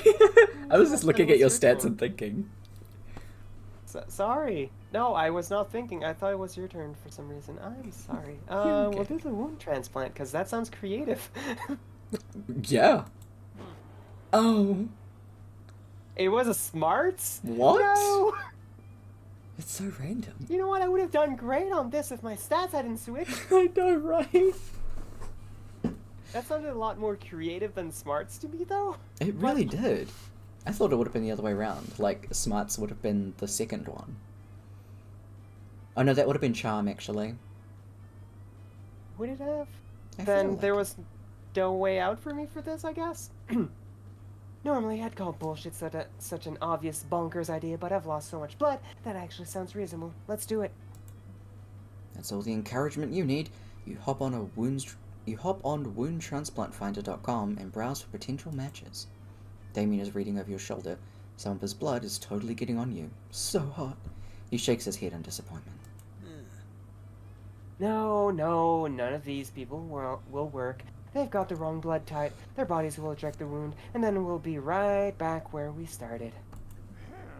Oh, wait, Nerps, don't you share the same extremely rare blood type that Damien has? Guess I'm dying. By Jove, you do. Consumed by your love for Damien, you whip out a transplant knife and immediately start stabbing yourself. Whoa, Nerps, what are you doing? You really need to set better boundaries in your relationships. This kind of codependency really isn't attractive. You make me miss school. If you stab yourself, I want it to be on your own terms, because it's something you want to do deep down in your heart. Don't stab yourself because of me, that's gross. A monster scout should know better. Yes, it's like I always say, stab me once, shame on you. Stab yourself? Why would you do that? Stabbing yourself hurts. It certainly does. But not as much as the realization that you have some serious work to do on yourself. After you get these stab wounds stitched up, that is, you lose boldness and smarts. Yay! Back to Oh. one smarts. Oh god. Brutal. That was very brutal. Yeah. I'll get to 0 smarts at this point, it's great. I wonder if you can go into negative, that'd be kind of funny. I don't know. Where are you going? I'm gonna get some more fun. Oh, sick. You spend the day playing in the lake. Everything is fun, until you're mesmerized by a strange song. It's the sirens! They try to lure you with their beautiful chant, but you know better, and challenge them to a riff-off. They kick your ass, but you'll definitely have a lot more fun. More specifically, +2 fun. 15. Jesus. Oh, I chose the wrong one. No, I didn't. We're fine. What? Wait, yes, I did. I was meant to choose charm. Oh well. Oh, whoops. Oh well. You're resorting your collection of Pokemon cards, thinking wistfully of the Terry the Taxman you once traded for the Arctic colonialist Ernest Shackleton, when you were interrupted. There you are, Zyler. I've been looking everywhere for you. Those words warm your heart more than any fire ever could. Even more than the wildfire, which for Damien is presumably searching desperately for once more. Oops. Excuse me. You're okay. I'm searching desperately for the wildfire once more. Again? And there it is. Since you were such a big help last time, I thought you might want to try again. I mean, you weren't such a big help as to actually bring the wildfire.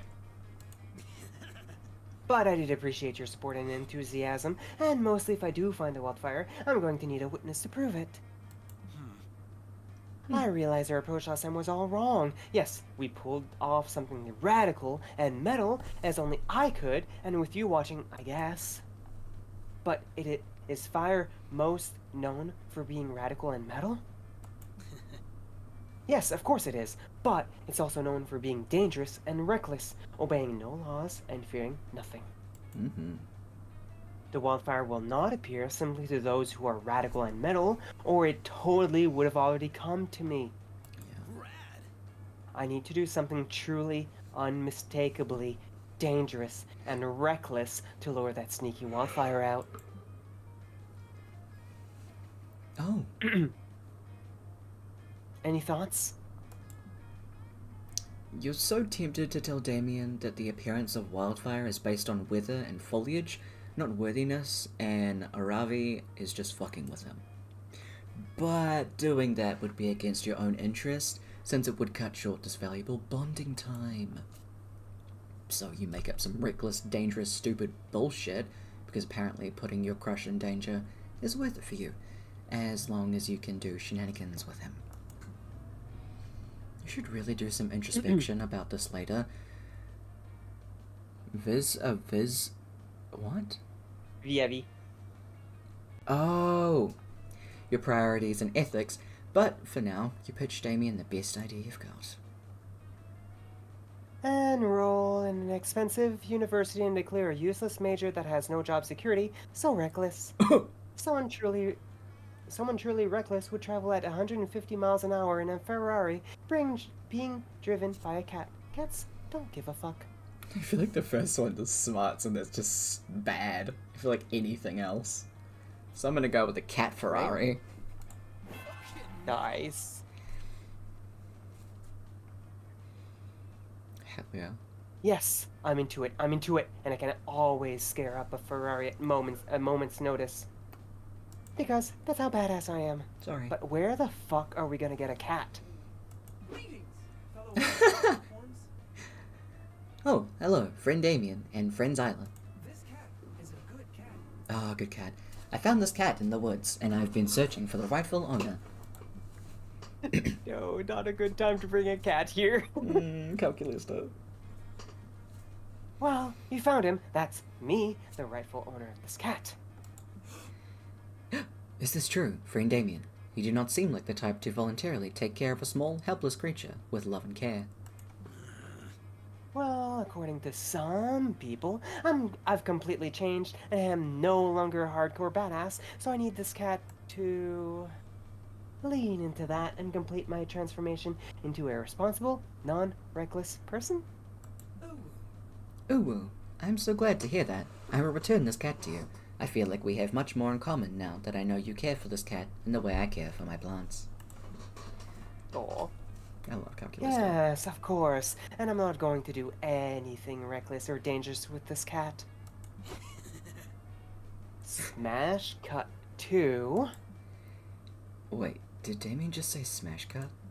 Oh shit, that was a smash cut somehow. You're now speeding down a highway at 200 miles per hour in a Ferrari, driven by a cat. Driven is in quotes because the cat has no thumbs and its little paws don't reach the gas pedal. So the cat is in the driver's seat and Damien's foot is fucking gunning the Ferrari. The Ferrari crashes spectacularly, of course. You escape unscathed because you're the protagonist of your own life.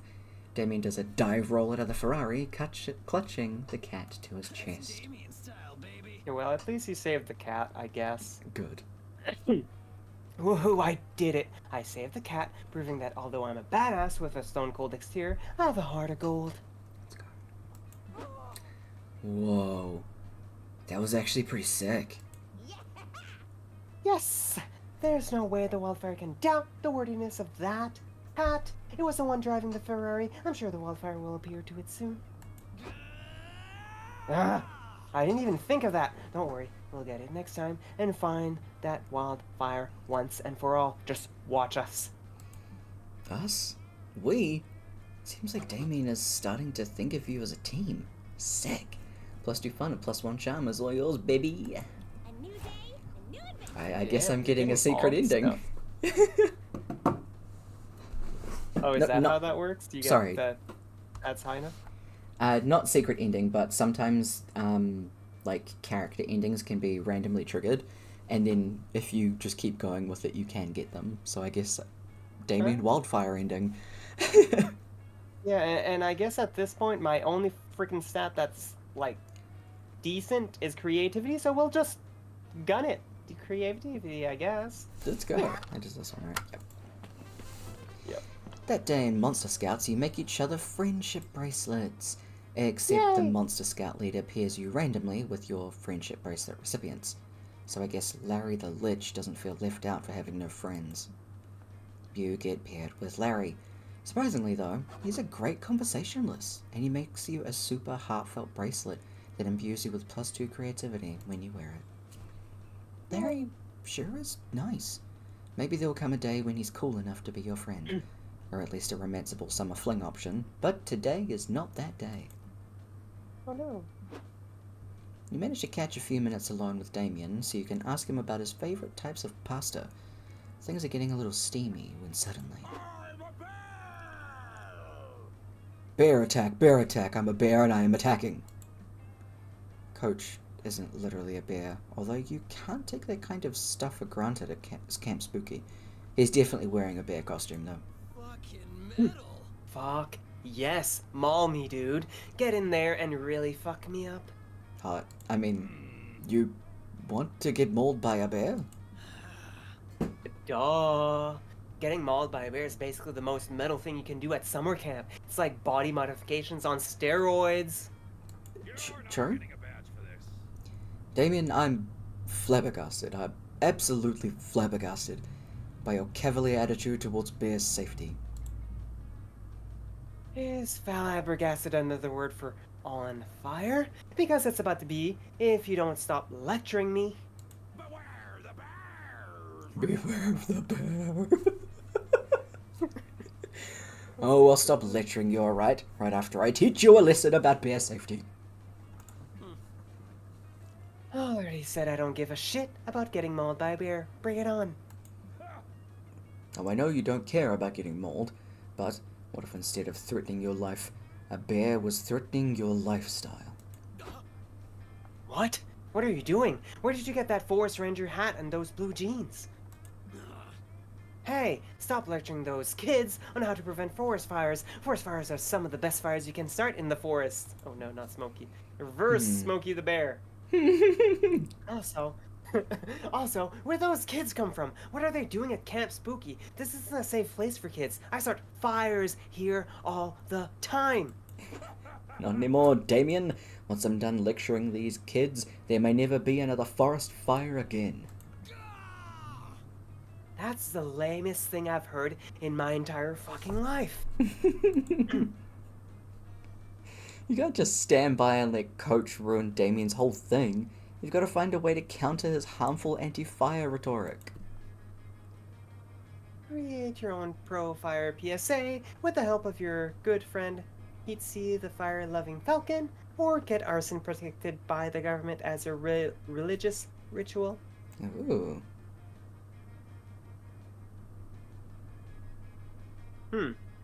This time I am actually thinking.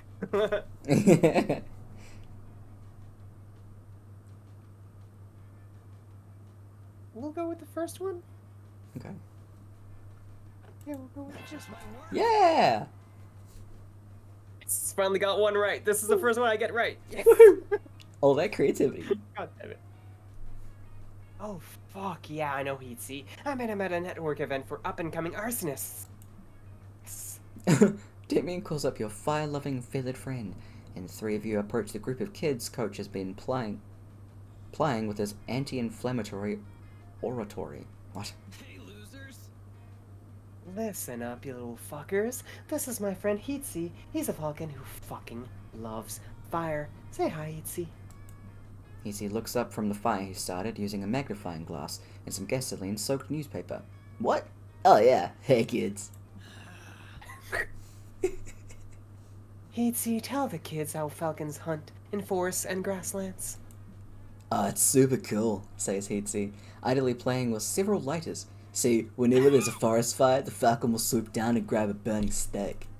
And then we'll carry it somewhere else, like a field or another forest, and drop a twig there and start a new fire. And all the little animals run away from the fire and we eat them. This is real shit. You know what? That's actually pretty smart. Falcons are fucking psychos. You hear that, kids? Falcons rely on forest fires in order to eat. You don't want poor Heatsy to go hungry, do you? No! Shout the kids. That's not a Boy Scout thing to do. But kids, Heatsy the falcon isn't the kind of bird you want to hang around with. He's wanted in 58 countries for countless crimes, only some of which are arson. Whoa! It sounds like this guy's got a problem with arson. That's not cool, is it, kids? No! Shout the kids. Are you gonna let a guy like that tell you not to set forests on fire? No! Shout the kids. Well, fucking come on then! Screams Heatsy. His eyes bloodshot, his talons shaking. Stop fucking around and let's burn something. This fucking game. Shout the kids. They follow Heatsy. Wow, Damien, congratulations on repelling that bear attack. I didn't know you were so good with kids. Oh, that? I just find it super easy to relate to kids due to my complete lack of emotional maturity. At least he's realized it. That's your Damien, alright. You say goodbye to Coach and climb to the top of an observation tower so you and Damien can watch the fires together. You gain +2 charm and +1 fun. Yay! Beautiful.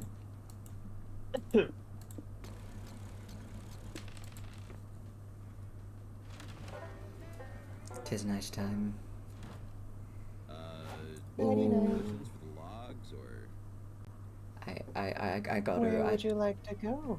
I'm stealing him because he's with Dahlia, sorry. That's fair. The ground is quaking. Birds are fleeing from their nests. A frantic newscaster on the radio is screaming that the end is nigh. Is it the apocalypse? No, not quite. Damien and Dahlia are just having another argument. So muscular. 8, 9, 10. Ha! I lit the campfire 10 times, and you said I couldn't. But as I've proven time and time again, I can do anything. what a noob. No, the bet was that you can't lick the campfire 10 times without burning your tongue, and you couldn't. That obviously means I'm the superior demon and the hotter fuck.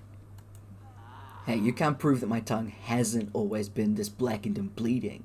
This bet wasn't fair. Face it, Dal.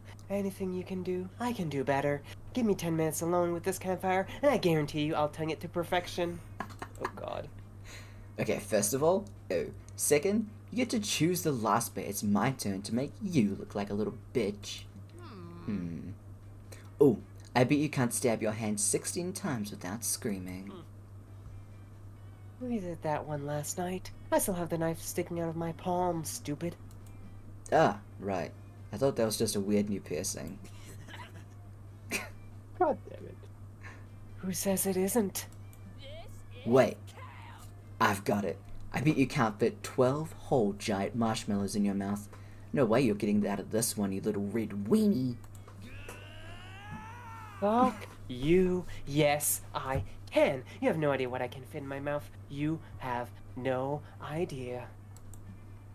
Well, if these two are set on this bet, why not making it a little more interesting? What's something you could get them to wager on this marshmallow challenge? If Damien wins, he gets 100 of Dahlia's soldiers, and later he can challenge Dahlia to fit all of them in her mouth. Or, if Dahlia wins, she gets to write down a law of her own for the 8th circle of hell. I mean, I gotta go with this. Hell. 300 years in the future, late one winter's night. Oh, sorry, hell. 300 years in the future, late one winter's night. An innkeeper finds herself up late serving the mysterious weary traveler who stumbled in a few hours ago. Here you go, sir. Another mug of fresh coffee, but I must ask, why are you still awake? It's nearly midnight. I've traveled through hell and back. Aye, true. I must be awake at dawn if I want to continue my journey. 'Twould be much easier to stay up through the night, though I do grow exhausted.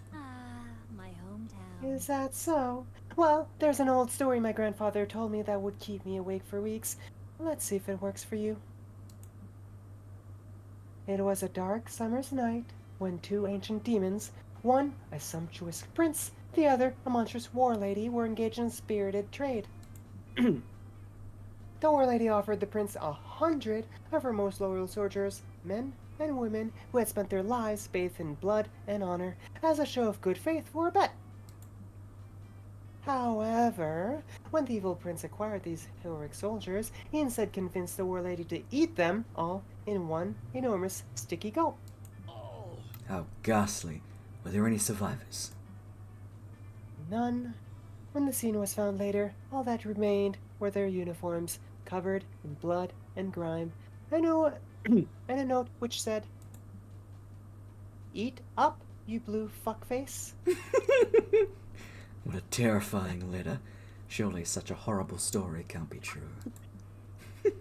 Yes, perhaps it is just an old wives' tale, but I still sometimes wake up from nightmares hearing the war lady's beastly chewing and the prince's cackle on the breeze. Meanwhile, back in the present. 10, 11, 12. Holy crap, you really did it. I fucking told you fuck. Yeah. Dude, spit the marshmallows out. We can't understand anything you're saying. Patooey. Okay, to recap, I fucking told you, you fucking fucks. I did it. That's what I said. Listen up, noobs. Now hand over those soldiers, Zalia. Time for you to get a taste of military food. And you still think Damien's smoking hot, even with globs of gooey, chewed up marshmallows on his lips. Ugh. Young love, so reckless, so stupid. I agree. Where you gonna I'm go? gonna go see the witchy and the cursed friend. Hell yes. That I still don't remember their names. Dahlia and Heather. Witch's Joy and the Oh. ghost lady. Oh right, is- Dahlia's the demon. Mommy. Oh my god. I'm Yeah. dumb. I think. I can't remember her name. You wander over to the campfire that's specifically reserved for campers 21 years old. Plus 21 years old. Good. You show your ID to the bouncer and then find Joy and Aravi. There we go. Also, a box of wine. Alright. Give me a second. Whew. Okay, I'm ready. I buffed my defense stat earlier. Do it. Punch me in the face. I don't know. I don't think I can do this. You're moving around too much. Stay still, you freaking babe. Do it, Joy. Be the change you want to see in the world. Alright, Aravi. Here it comes. This one is for the coven. Joy punches Aravi in the face, and they both immediately explode into laughter. Sure. Phew. That was so fucking cool. Don't worry. I'm good. Pog. Fuck, Joy. You've got such a good right hook. I love you. Impressive. I love you too. You're a goddamn tank of Aravi. And I also love wine. Where's the wine? Oh, here it is. Cool. Honestly, though, I can't remember the last time that I had just had fun like this. I really need to read it. Blech. I really needed this summer. I needed a break. Me too. I guess, sometimes you just gotta do a few side quests before you move on to a main mission, you know? Snacks though? Oh, Hi, side. Raven. You're up late. Hey, Raven. Side quests like getting Wait. all the chickens in Lunlun Ranch. Those digital chickens. They always look so juicy and delicious. Fuck, I want KFC, but like from a video game. I didn't realize that was a voice that needed to be voiced at some point. I guess not either. But how are you doing, Raven? Hopefully you're doing alright. Whoa, I just realized something. Life is a video game. Just think about it for a second. Every time you accomplish something small, it's part of a bigger mission. Like, you get an A in a class or something, right? And that's all building towards, like, getting your degree. Small missions build up to big missions, and that's life. What a plot twist. No. You've got it all wrong. Life is like a TV show for sure, and here I will give you a perfect argument to support my point, with rationality and wits. Life is a TV show because, first off, it happens in 30-minute episodes, sometimes an hour, but mostly it happens 30 minutes at a time. Okay, well, that's obviously true. But that's not all. Life has all the things you're doing right now. That's the episode plot. But it also has a bigger underlying thing going on. That's the season arc. You two are both biased. The only person here we can trust to settle this is Nebs. What do you think, Nebs? Is life like a video game or a TV show? We'll go with the TV show. I'll read still. Nature has seasons, TV shows have seasons. I rest my case. Life is like an arcade game. It gets progressively harder and harder, and then you die. So, the first one, yeah? Yeah. Nerps, that's the smartest things you have ever said. Like, really, that's fucking genius. Psh, no way. I mean, like, if TV seasons were like life seasons, then each season would have a big finale. Like, think about it. What's the big finale to autumn? Thanksgiving. Thanksgiving is the fucking autumn season finale. No season finale is complete without mashed potatoes. I gotta agree. Yeah. Oh my god, it is! And literally every Thanksgiving finale I have to battle against the scariest enemy of all. Super traditional, opinionated family members. Oh, fuck. Oh, you're right. Oh. And it applies to every season, like the big winter holidays, or the winter finale like Christmas and the winter solstice and stuff. Wait, I just thought of a problem with this. Actually, two problems. Problem one, what is the finale for spring? I literally can't remember what happens at the end of spring. It's just one day is summer, right? Not suited for TV. Problem two, we're basically just reporting the same 4 seasons over and over, right? Which is bad TV. You can't just give your audience the same thing. I mean, you'd be surprised. Some people eat up the same things over and over again. Yeah. Yep. It's too linear. It'll get boring. And then, what if life gets cancelled because no one is watching it? You guys, there's a clear solution to this. We just gotta think of a 5th season to add to life. That way it'll be new and interesting. We won't get cancelled. Okay. Well, yeah, let's do this. Here's my pitch for a new season. Summer is the best season already, so let's make the 5th season Summer 2. Such a climax. Oh my goodness, yes! It's a sequel to Summer, so we can expand on the Summer universe and do, like, basically a whole movie-length Summer. No, more winter, please. Yes, please. But Summer 2 should have some, like, crazy shit in it. Maybe Summer 2 is an alternate universe where it's 10 years in the future, or everybody is robots. Okay, it's settled. We're having a 5th season called Summer 2, and it's an AU season? Whatever the fuck that means. 10 Alternate years in the universe. future where everyone is home. Huh? Alternate universe. Oh, that makes sense. Yeah. 10 years in the future where everyone is horny robots. Problem solved. And in an emergency scenario, we could just get some guest stars to come in for spring to spice it up a bit, so we have a plan B just in case Summer 2 is over budget. Oh. Wow, I never thought I would say this because I'm literally never wrong about anything, but I was wrong. Life is like a TV show, Joy. Life is a I highway. underestimated you. I knew you'd see the light, but I probably should give credit to Nerp's infinite wisdom. Nerps, you're just so wise. Wow, it's the first time you've ever been called wise in your life. That's coming from Joy, the wisest character in this game, and your #1 summer crush. Hot. Let's take that gamble. Weekend arrives, and so it is time to visit Juan, the small magical Latino cat. Look who's here. Welcome to my bar. Really, I don't know who in their right minds would take such a risk. But I guess you have more thirst than common sense. Anyway, check this drink out. Ooh. What do you say? Will you take the drink of the day, or would you prefer the mystery box? What does that What are you gonna say? take? Are you gonna take the old Shums champagne or the mystery box?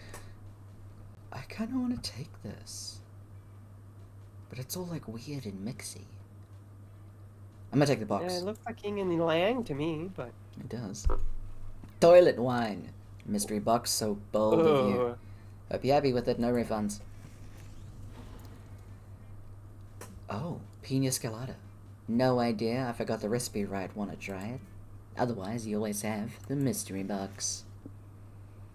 I'm actually gonna try the pina colada. That's actually amazing. Sure. Right? Yeah, no, totally. I was testing your common sense. And you passed. Your prize is the drink you chose. Yay! Alright. Don't drink the toilet wine. I just have it here because Polly insisted that I offer it as a marketing stunt. That shit cannot do anything good. Straws. Oh! My stats. It's fine. What happened? My stats all All went your down. stats went down except fun? I think they all went down by 2. My fun was 17. I'm pretty sure your charm was higher too, yeah. Yeah, Oof. I know, right? The pina colada is a concoction that will shake the inside of your own skull. Choose 2 stats and see how the kick of this beauty will make those 2 stats swap. Oh. What do you want to swap? Oh.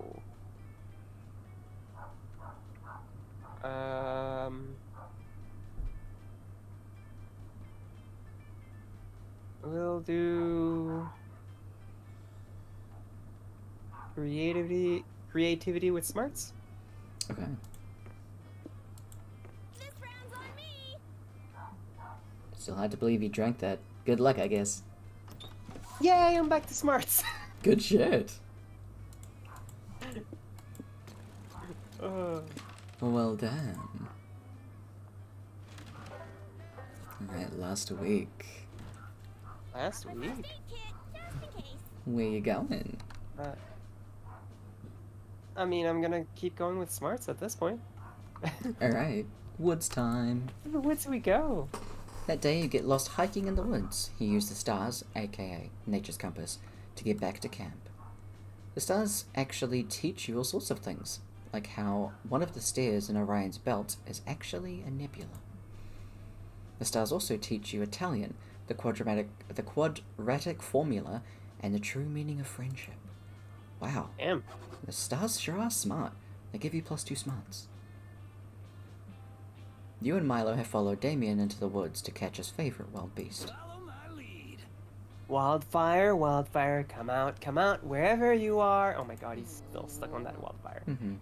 We've been searching for hours, Damien. If we haven't lured the wildfire out yet, I don't think we ever will. Not without a lighter and some gasoline. No, I already told you it's not wildfire. If I light it myself, that's tame fire. I think you mean arson. I'm out. Whatever, let's just head back to camp. Hmm? Wait, I don't want to say I'm lost because I'm never lost, but let's just say I have no idea which direction camp is in. What doesn't kill you makes you stronger. Great. Sometimes you have to lose your way to find your way. Not all who wander are lost. 2 roads diverged in a word, and we took the road with the better selfie potential. Fuck all that. I'm just going to use this compass I picked off a corpse no one can prove I murdered. Oh my god. Thank God I lied about this being a good thing. If we don't get back to camp before my trail mix review live stream, I might as well delete my account. We're fucking lost. Wait, what? What bullshit is this? This broken-ass compass only points north. Camp is to the east.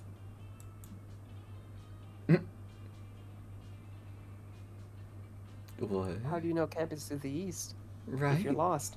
Right? Point east, compass east. You dumb fuckboot. Fuckboot? Fuck Point boot. east.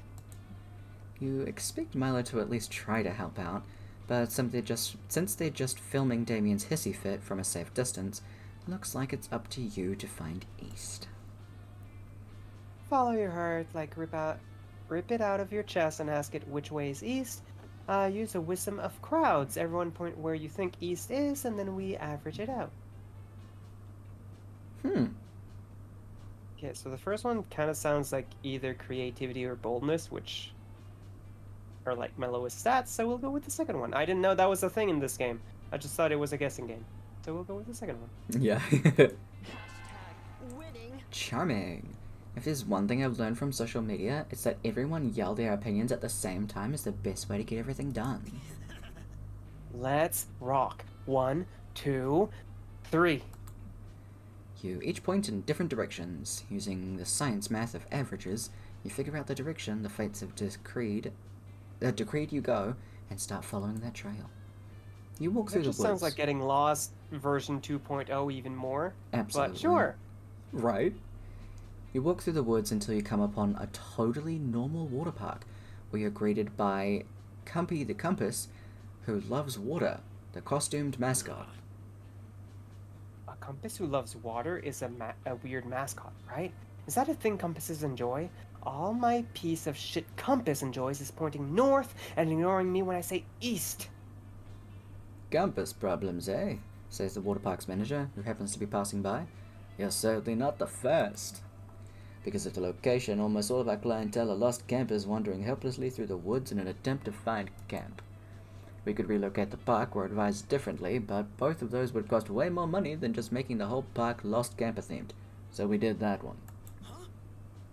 Whoa, what is that magnificent attraction? According to the guide map, that's the Murderlator, a slide with an 86% mortality rate. Jesus. Wow. Insane. 86? Oh my god. It's beautiful. All three of you head over to the Murderlator on the grounds that Milo can't die anyway, and you don't want to be accused of being a fraidy cat. The Murderlator is so high that from the top of it, hey look, you can see Camp Spooky from here. We can head back wherever we want. I'm a pro. Not before I get killed by a slide or disappointingly end up in the 14%. I read that the percent as a 7 instead of a percentage sign. Whoops. Fair. In the 14% who didn't. Damien follows Milo down the slide. He survives by hollowing out other park goers' bodies and using it like a toboggan. Oh my god. After enjoying Cuppy the Compass, who loves water's various offerings, you head back to camp. +3 fun, and the richer for it. So many choices.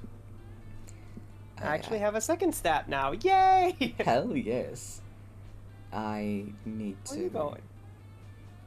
They took away my boldness. I need to get it back. While exploring the haunted manor, you find an enchanted skull who speaks in riddles. His voice makes your ears bleed. You decide to name him Sparky and put him on your keychain as a fun pet. He tells you all sorts of cool things, like, beware the tides of Venus, and if you meet a guy named Lenny at Costco, don't give him $20. No, wait. Sparky also tells you exactly when and how you'll die. Apparently it's going to involve a lot of mozzarella sticks. You gain +2 boldness for gaining that foresight. There's worse ways to go. I mean, I love me some fucking cheese. I'd happily die by that. Right? Yeah.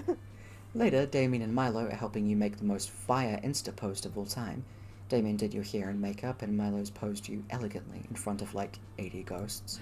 Aesthetics on point. This shot is everything. The light is refracting through the ghost exactly as I planned. Now, Zyla, just try to look like you care a little less, okay? Huh? Now that I've fixed him up, he looks kind of good. Guess you're not such a dog after all, Zyler. Bark. Suddenly, the door burst open. You see a tall, lanky masked man. He's got a knife and the gleam of murder in his eyes. Uh-oh. Hey, teens, prepare to die because I'm gonna kill you. If you, you can run if you want, but it makes it way less fun for me if you do that. Ah, oh no, it's the... Wait, what the fuck is your name again? Yeah, I'm realizing that I don't remember his name either. Can you enlighten us before you murder us, darling? You guys, what the hell? It's me, Jerry. Serial killer Jerry? That stabs horny teens in this weird old house? That Jerry, remember? Go home, loser. Dude, your name is Jerry? That's the least intimidating serial killer name I've ever heard. What are you gonna do, poke me with a toothpick? Damien's right. Jerry is a person name. It doesn't provoke fear. Not memorable. Jerry, dear, your name is a key pillar of your whole serial killer brand. Okay, time out from killing. Are you serious? Because I've kind of noticed that people don't always take me seriously when I kill them. Maybe they're just not as scared of my name.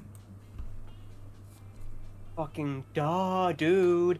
Nobody was scared of Richard, the guy who stabs nurses and loves crepes, until he changed his name to Trash Bag Torso Impaler. Don't let Damien worry you, Jerry. We'll help you rebrand. This is what we do. How about this? The Silken-Handed San Antino Slayer. Classy, no? Whoa, that's awesome. That's an awesome serial killer name. Only problem is, I'm not from Texas. So what if we went something like super classic, like Butcher of Baby Blood? Meh. You kill more teens than babies, right? And you're super weird about sex stuff. Wait, holy shit. I just figured it out. How about a campsite ball ripper? Damien, that's absolutely inspired, but I just checked and apparently someone already has the handle Campsite Ball Ripper. Guess the name's taken. I fucking hate the Campsite Ball Ripper. That guy's my #1 serial killer rival. He's always ripping everybody's balls off before I can stab him. Fuck, this is so hard. Should I just quit, you guys? Oh no, Jerry's so discouraged he's ready to quit serial killing. You hate seeing people give up on their dreams. Come up with the perfect serial killer nickname for Jerry. Wait, what? Jerry, the alleged murderer, or renowned Austrian symbolist murderer Gustav Klimt? Klimt? Okay.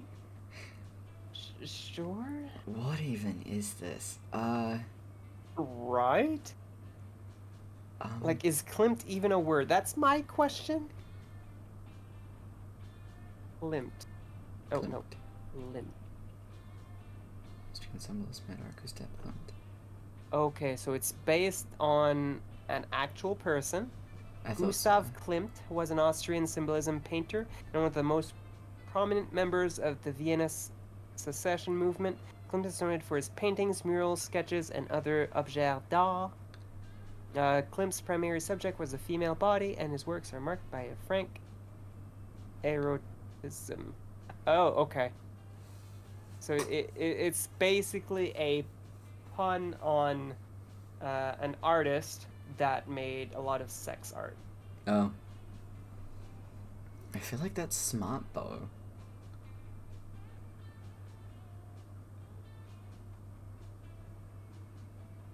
The alleged murderer. But it's still using Jerry, so I feel like that's just dumb. Or it's not very creative. I'm gonna go with Gustav Klimt. Fuck! It was creative, apparently. I thought so. I should have gone with the other one. Oh well. So you're saying that I should give up the name Jerry completely and go with Gustav Klimt? Like a reference to the Austrian symbolist painter known for his frank eroticism?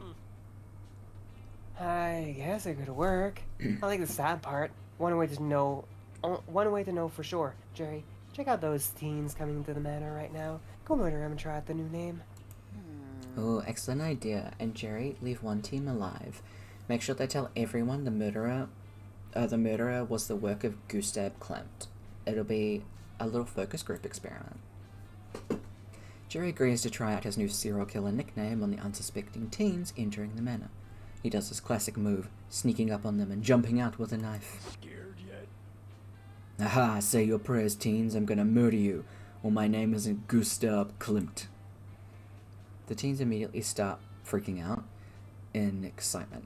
OMG, we are such huge fans of your painting, Mr. Klimt. Can we take a selfie with you? Ugh, you idiots. No, I'm not Gustav Klimt. I'm Gustav Klimt, the serial killer. See, I just stabbed the funniest one of your friend group to prove it. These teens just cheer excitedly. I can't believe Gustav Klimt just killed our friend. That's so awesome. Will you sign my phone in case, Gustav? But look, it's the kid.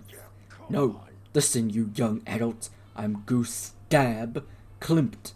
You spell the with a B and not a V. You know, it's kind of like clever wordplay because I like to stab. It's very confusing. Like, if we were going to the police station and claimed that our friend was murdered by Gustav Klimt, everyone would assume we just meant the painter. Jerry starts crying in angry frustration. He punches the wall and hurts his hand, and doesn't bother to kill any of the remaining teens. That was the If worst. anything, I feel it makes it easier to kill them if they're all fans, apparently. Right? But sure. That was my worst murder ever. You guys made me look so fucking dumb. This is the shittiest nickname ever. Oh, how tragic. I'll admit, that was disastrous. It seems so obvious now that Zyler is horrible at coming up with nicknames. I don't know why we ever asked him. You're not fit for survival. Yeah, Zyler sucks so bad we should nickname him like Zyler the shittiest nickname giver. Hilarious and accurate. Damien, you're so good at this. Maybe you can think of a perfect serial killer name for Jerry. You're clearly gifted and talented. Fucking metal. Fuck yeah, I can. I just gotta get away from Zyler's shitty nickname energy. Come on, let's go brainstorm, you guys. You're left alone and you try to join the cool teens exploring the manor, but they just laugh and nickname you fart ass. Oh. The teen bullying make you lose fun and boldness. Crap. Oh no. This is fine. Alright, I'm gonna go to the bathroom real quick. All good. I think Get back. BRB is a good idea. Yeah, go take care, go get some drinks, go pee, go do stuff. I'll be right Good back. things. BRB.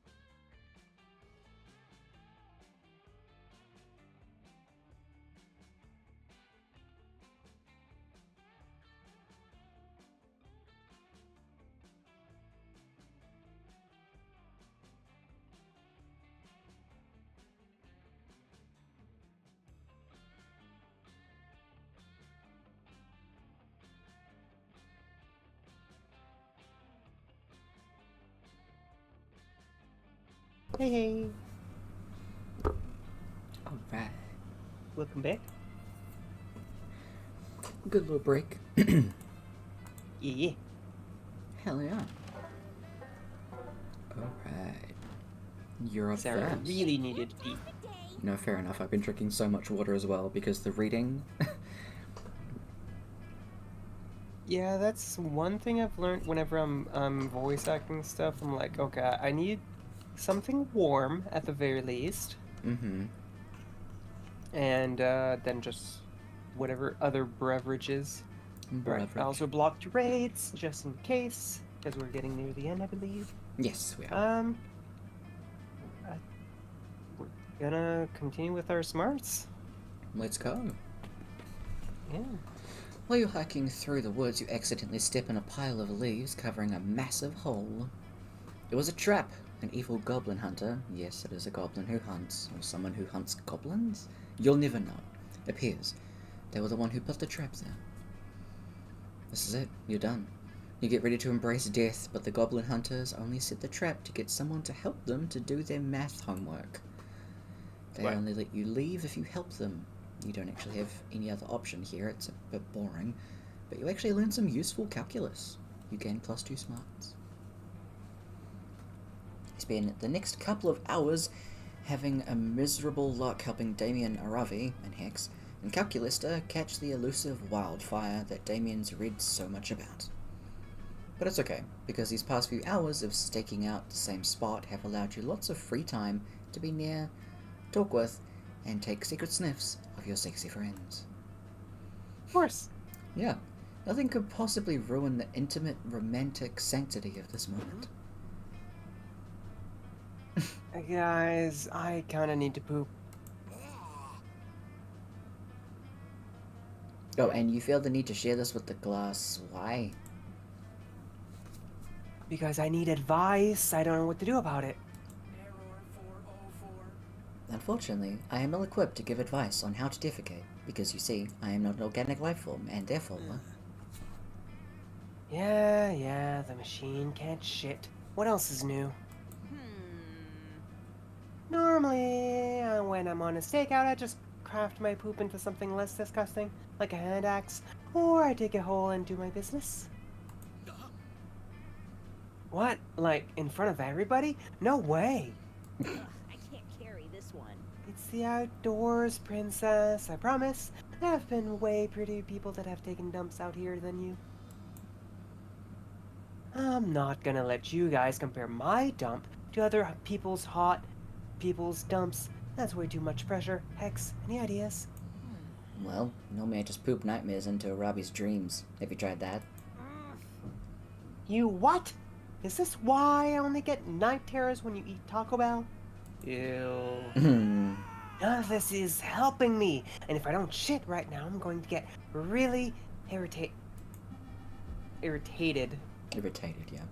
Input, snarky expression of surprise that you could possibly get more irritating. Clearly, Damien is shy about pooping in the wilderness. This is all a new experience for him. Can you ease his mind so he can shit as the bears do? Convince Damien that this is not the woods, just the designer's bathroom of a very expensive modern restaurant. Or convince Damien to imagine that he's not pooping, but doing something far more beautiful, such as giving birth. Oh. Oh, okay. We'll go with the first one. Oh. Oh, that was creativity? Okay. Well, rip. Wait, really? Are you sure? Like, if this were a restaurant, wouldn't we have gotten something to eat by now? Loser. Oh my. Wait a damn minute. If I'm in the bathroom right now, why the flaming fuck did you pervs follow me in here? Oh my god. I am certainly not a perv. An unfeeling robot like me would have nothing to gain by seeing your organic life forms naked. Also, I forgot this was a bathroom. My apologies. If I had to guess, I'd say I followed you in because I wanted to help you pass the time while defecating by letting you play video games on my face, as all good friends would do. Oh my Yep. god. Okay, I guess that makes sense. What about you, Arafi? You need to get your anger under Good question. Maybe I thought this would be a good kind of therapy to overcome our enmity towards one another. through an intimate bonding activity like pooping together? Alright, I'll buy it. What about you, X? I don't know. Maybe I was curious about what you look like while you were pooping, so I wanted to see it for myself. Oh, duh, makes perfect sense. Do you know why I even asked? But what about nerves? You better have as good a reason for being here as these three before I dislocate your reproductive organs. Sure, go ahead, I don't care. Yeah, mood, right? Since you have no idea what made the others' responses so believable, and also you're only capable of answering one question creatively per conversation, you copy Hicks's answer. Ew, what the fuck? I knew you were a pervert. You have somehow evaded natural selection. You have somehow evaded natural selection? I'm sorry, that line was amazing. Indeed, that is highly creepy, friend Nerps. Have you no shame? What? Why the fuck is Hicks completely valid for wanting to watch Damien shit, but you're the bad guy? Hard pass. Seriously, if you don't understand the difference here, you're even more of a perv than I thought. Go get a sunburn. Get the hell out of here already. I've got a dump to take. You leave in a cloud of perverted shame, and you lose 2 smarts and 1 fun. Pervs are neither Rude. smart Can I nor just fun. lose, like, more creativity or something? Right? Okay. Let's go. Like, that's the hard-earned smarts I've been working on. Right? Okay, we're gonna go... Oh, do I go for boldness again? I don't know if 10's high enough. You and I keep losing the stat we're trying to focus on. I know, right? I'm gonna try this one again. That day in the Haunted Manor, you accidentally stumble upon a cult meeting in the hallway. The cultists are wearing terrifying black robes, standing over a bloodied body and chanting. You try to flee, but one of them shoves a flyer into your hand. The ink burns into your eyes and reads, What? The ink burns your eyes to read, but you manage to find the words. New recruits. Get healthcare benefits with same-day sign-up. There we go. Dang, There are was a cultists treated better than the United States citizens right now? Wow, wild. There's a weird space between the L and the T, which made me think it was a separate word. Oh, yeah. What? Sold? You gain a bunch of new cultist buddies, and your new insurance covered spontaneous +2 boldness growths. Cool. Yay!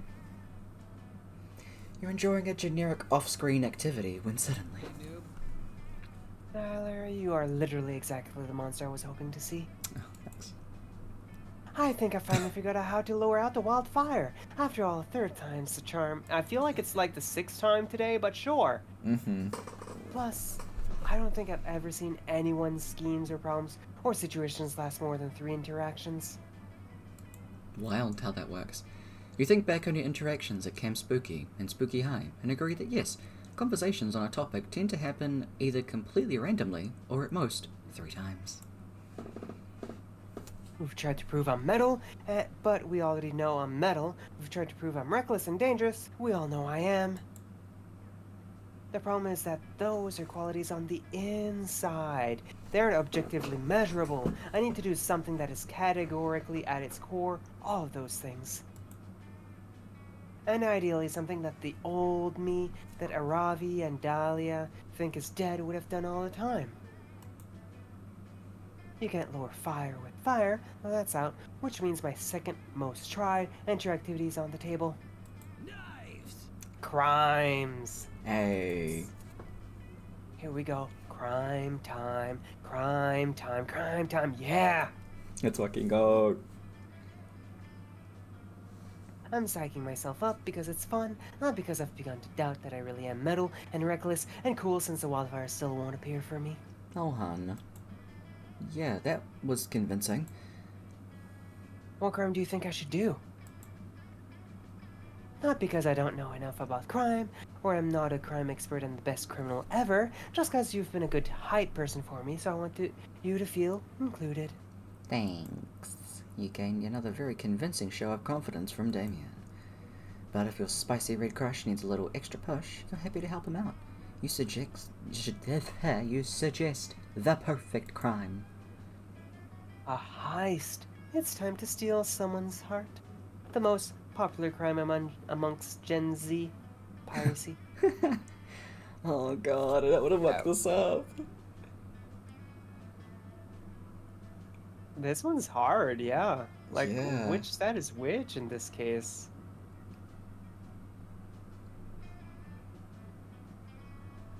Heist might be charm. You think? Yeah? Will be charm or boldness, because, I don't know, you're probably stabbing someone, that's how he's gonna take it. So I'm gonna choose the heist. Because I think piracy would be something different. No! Wow, and a 9 in charm wasn't high enough? It means Dang. the other one was fun or bold. Crap. Yeah. Oh, good Oh, point. Good point. Sorry. Why I think... No, you're good. Why didn't I think of that? It's like Mr. Rogers says, the best crime is whatever is closest to you and requires the least amount of effort. Damien pulls out a knife and fucking stabs Oh, you. He delicately cuts at your heart and holds the still pulsating organ in his hands. Rip? Huh? Lullaby. It's weird. This somehow feels not as satisfying as it used to. I can't quite explain it. It's like the sheer jolt of adrenaline from stabbing someone has devolved to passing amusement instead of instantly hollow. Agony sears through your system as your pathetic body begins to fail without a heart. You're in excruciating pain. What if Aravi and Dahlia were right? What if I really have changed? You're not sure what has changed in your body's ability to pump blood to keep it alive. Was this even a crime? I mean, you're the one who told me to steal your heart. If I have your full and knowing consent, then you were either A, doing me a favor, maybe it's your kink, I don't know. None of the above. It wasn't really a favor since you were trying to get him to flirt with you, and because of the excruciating torment you're feeling, it's for sure not your kink. Maybe this whole quest was misguided. Maybe I shouldn't have let Dahlia. Why do I keep saying Delilah? Blech. It does look like Dahlia that. and Ravi bait me like that? Maybe I have changed, and maybe that's okay. There's a time where I would have delighted to see all this blood pouring out of you and your heart. Delilah. But now I'm just really interested in the color contrast between your body and the blood, and I wonder if I should take up painting. Oh. You see a bright white light in the end of a tunnel, guiding you onward. Loser. This crime didn't help me at all. Your ID sucks ass. Fuck! That's the last thing you hear. Before respawning at your last save point, you're alive, but who cares? You didn't help Damien, and now he thinks your ideas suck ass. You'd make a joke about wanting Damien to suck your ass, or vice versa, but you're too busy mourning your -2 fun and -1 smarts. I'm so dumb. Grid smarts. Welcome to my thing earlier. Yeah, so, who are you Joy. summer loving? Ooh. Joy. Yes. I'm gonna give it a go. I'm Oh. hoping. You've been hanging out with Damien a lot more, so possible. We'll see. You finally gather the courage to ask your beloved to watch the meteor shower with you. Oh, hey. You want to be a summer fling, huh? Let me run some divination first, to be sure we have a future together. Watch, I'll stir these tea leaves and read the future from them. Let me see. Oh no, these leaves totally say tragedy awaits us if we date. Oh no. I'm so sorry, it's not me, it's the tea leaves who have spoken. Damn tea leaves, right? Oof. Bye. Bye. Maybe next season. Rip. Or maybe You didn't not. find summer love, but it's okay, because life goes on. You go on to chasing your dream of working in car sales, and you find a fulfilling career and build a comfortable life for yourself. Oof. One day, your boss invites you out for drinks. He says he's thinking of promoting you.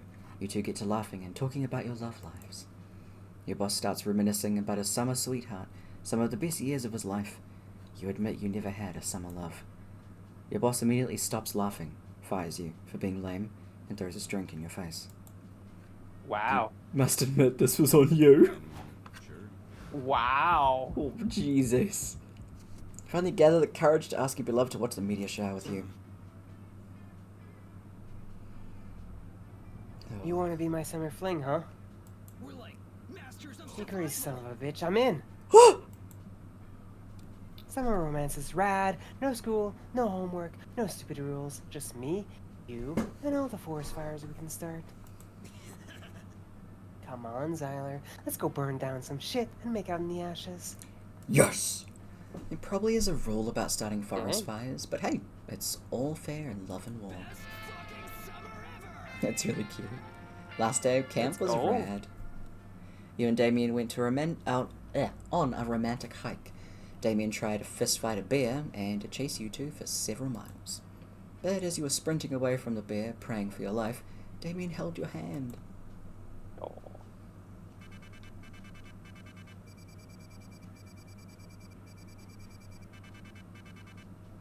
Damn. Alright. Dang. So yeah, there's so many things. Oh wow, Jesus. we were definitely completely under like total outcomes was over 1,000. What the frick? Mm-hmm. Before we knew it, those weeks were gone. It felt like a hot minute, and it felt like an entire lifetime. That night, as we saw summer coming to an end, we all wondered what would come next for us. It felt like the end of something big. Little did we know, life still had many wonders and misadventures in store for us. Now I'm older, and I can see it, how those years have become the foundation of the mythology of our lives. Broken hearts turned tragedies sung for centuries, wild nights became epics treasured forever. Every kiss and every laugh is now a constellation we'll always find while gazing into the starry night, no matter how many years go by.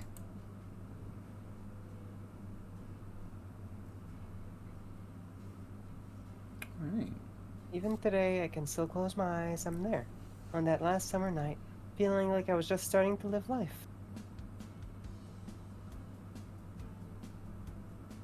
With all my friends around that campfire.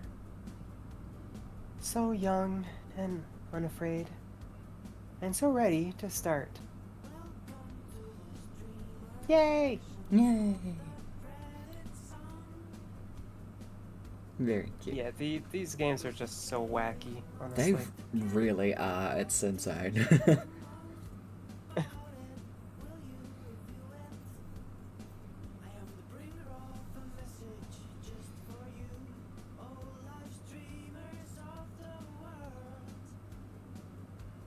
I love the characters and like the art style. It's really, really great. It lends to the wackiness, that's for sure. Mm-hmm. Oop, run for the wolves.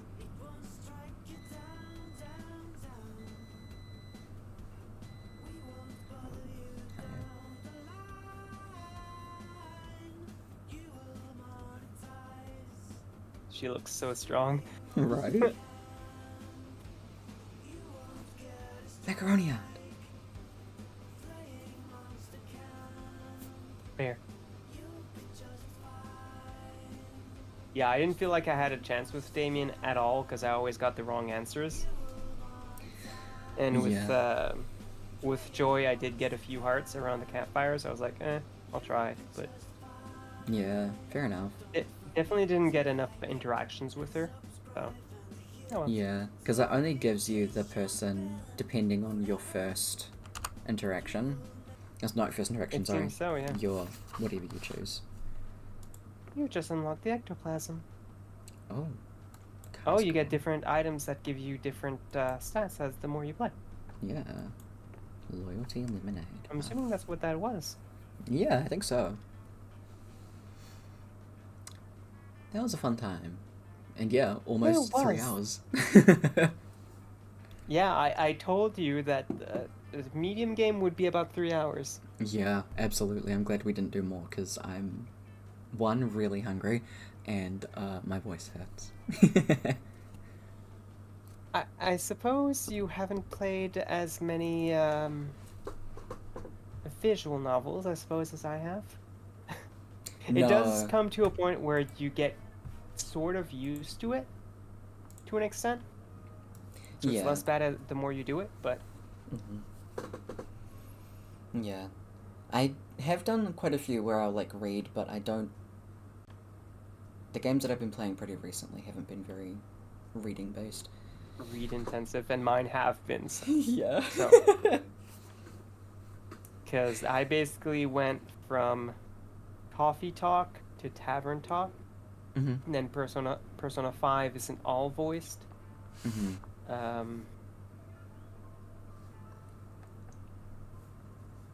I'm trying to even think what other game, and I'm not thinking of anything right now, but whatever.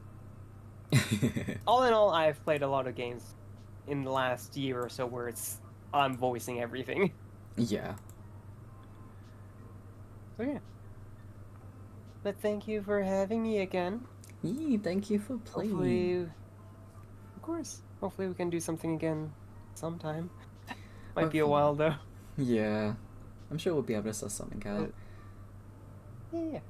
Because I definitely would not be able to start this late if it weren't vacation. Yeah, no, absolutely.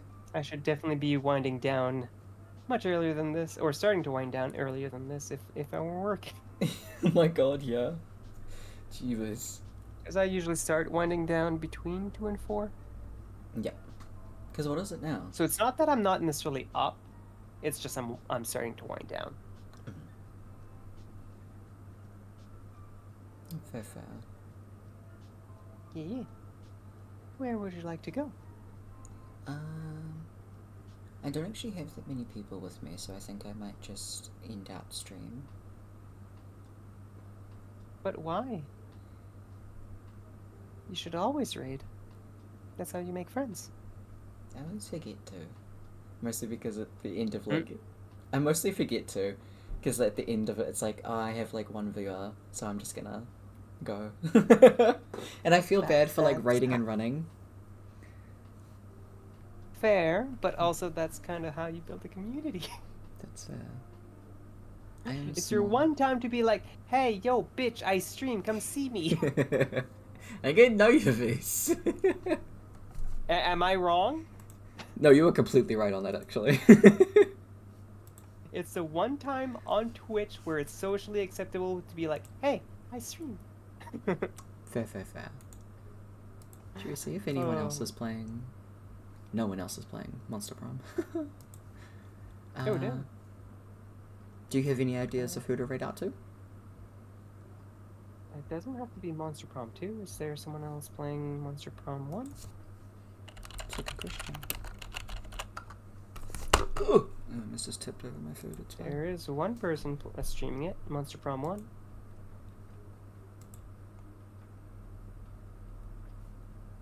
Magic Miracle. Yeah, let's do it. Sure. Yeah, this is how you make friends. Okay, I'll do it. Sounds good. I'll see you there in a minute. Love Okay. you. Love you too. Bye. Bye. Whee! But thanks for hanging out. Hope y'all have a good. If y'all want to do our little message, please do. We're gonna raid over to another friend playing the game. I do always forget to raid, honestly. I'm very bad at it. I'm just gonna bring a person on my phone so I can hear them.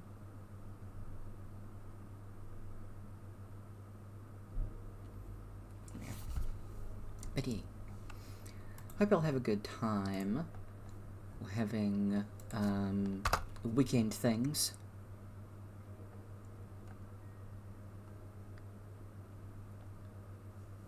Oh. I don't think we can. I think they might be ending out stream.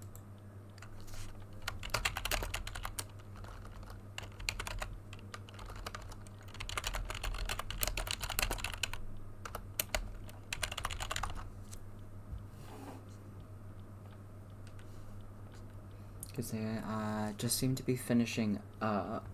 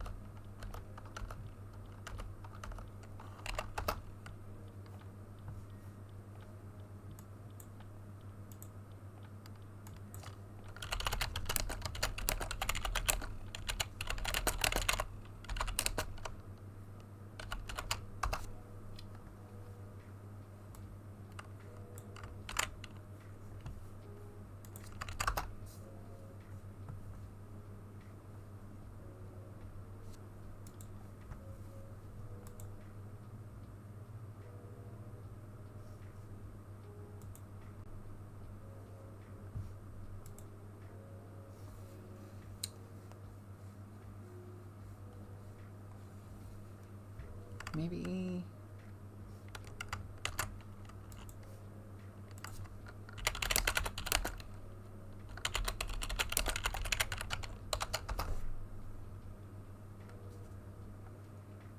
I love it when things work.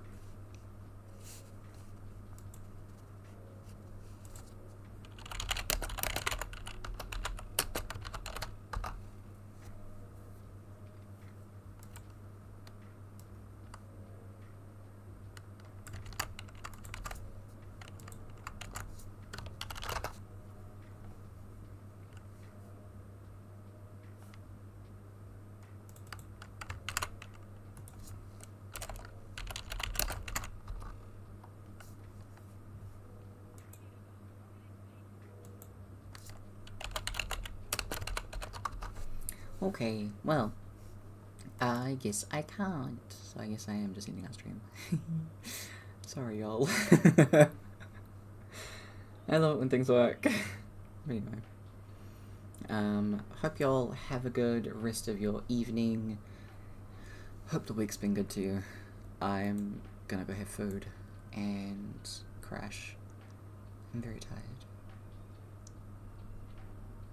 But yeah. Anyway. Have good. We'll see you tomorrow for D&Ds, but take care of yourselves, take care of each other, and I'll see you next time. Bye!